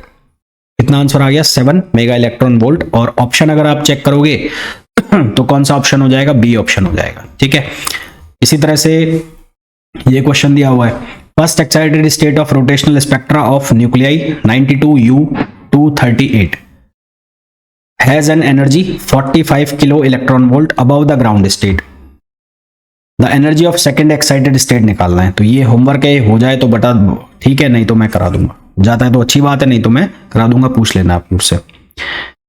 फिर ये इसका सॉल्यूशन भी मैंने यहाँ लिखा हुआ है कि जो सबसे पहले वाली स्टेट है 0, ये 0 प्लस, ये फिर 45 का दिया हुआ है 2 प्लस का, और ये 4 प्लस का, तो ये एक्साइटेड स्टेट हो गई और ये 45 हो गया। तो एक बार तो निकाल लो इसके लिए, सेकंड के लिए निकालोगे तो 45 दिया हुआ है, यहाँ से h²/2i की वैल्यू आ जाएगी। फिर 4 प्लस का निकालना है, तो 4 प्लस का कैसे होगा, h²/2i की वैल्यू निकाल ली है, फॉर्मूला में वैल्यू रख दो, आंसर आ जाएगा। ठीक है, फिर भी करके देख लेना, नहीं आता है तो मैं बताऊंगा ही, मैं बैठा हूं। फिर और क्वेश्चंस देखें तो the first 3 energy levels of 90SN228 are shown 0 plus 2 plus 4 plus. 0 की एनर्जी 0 किलो इलेक्ट्रॉन वोल्ट है, 2 प्लस की एनर्जी है 57.5 किलो इलेक्ट्रॉन वोल्ट और 4 प्लस की एनर्जी है 187 kilo electron volt. Expected spin parity and energy of the next level are, next level का मतलब है 6 प्लस की निकालनी है भाई। 0 आएगा, 0 के बाद 2 आएगा, 2 के बाद 4 आएगा और 4 के बाद क्या आएगा, 6 आएगा। तो 6 प्लस निकालना है, यानी कि सी और डी ऑप्शन आपका गलत हो जाएगा, वहां पर 2 प्लस लिखा हुआ है, हमें निकालना क्या है, 6 प्लस है। तो 6 प्लस के लिए 6 प्लस निकालना है, तो h²/2i 6 इंटू 6 प्लस 1 करेंगे, पर हमें वैल्यू निकालनी पड़ेगी h²/2i की, तो उसको किसी भी लेवल से निकाल लो। तो 2 से निकाल लोगे तो 2 की एनर्जी से कंपेयर करके यहां से वैल्यू निकल जाएगी h²/2i की, उस वैल्यू से आप किसकी वैल्यू निकाल लोगे, 6 प्लस की, जो होगी आ जाएगी 400 किलो इलेक्ट्रॉन वोल्ट। ठीक, तो इस तरह से आपको क्वेश्चन करने हैं शेल मॉडल के, कलेक्टिव मॉडल के और लिक्विड ड्रॉप मॉडल के, और मेरे हिसाब से बहुत अच्छे से आपको ये समझ में आ गया होगा पूरा का पूरा न्यूक्लियर मॉडल।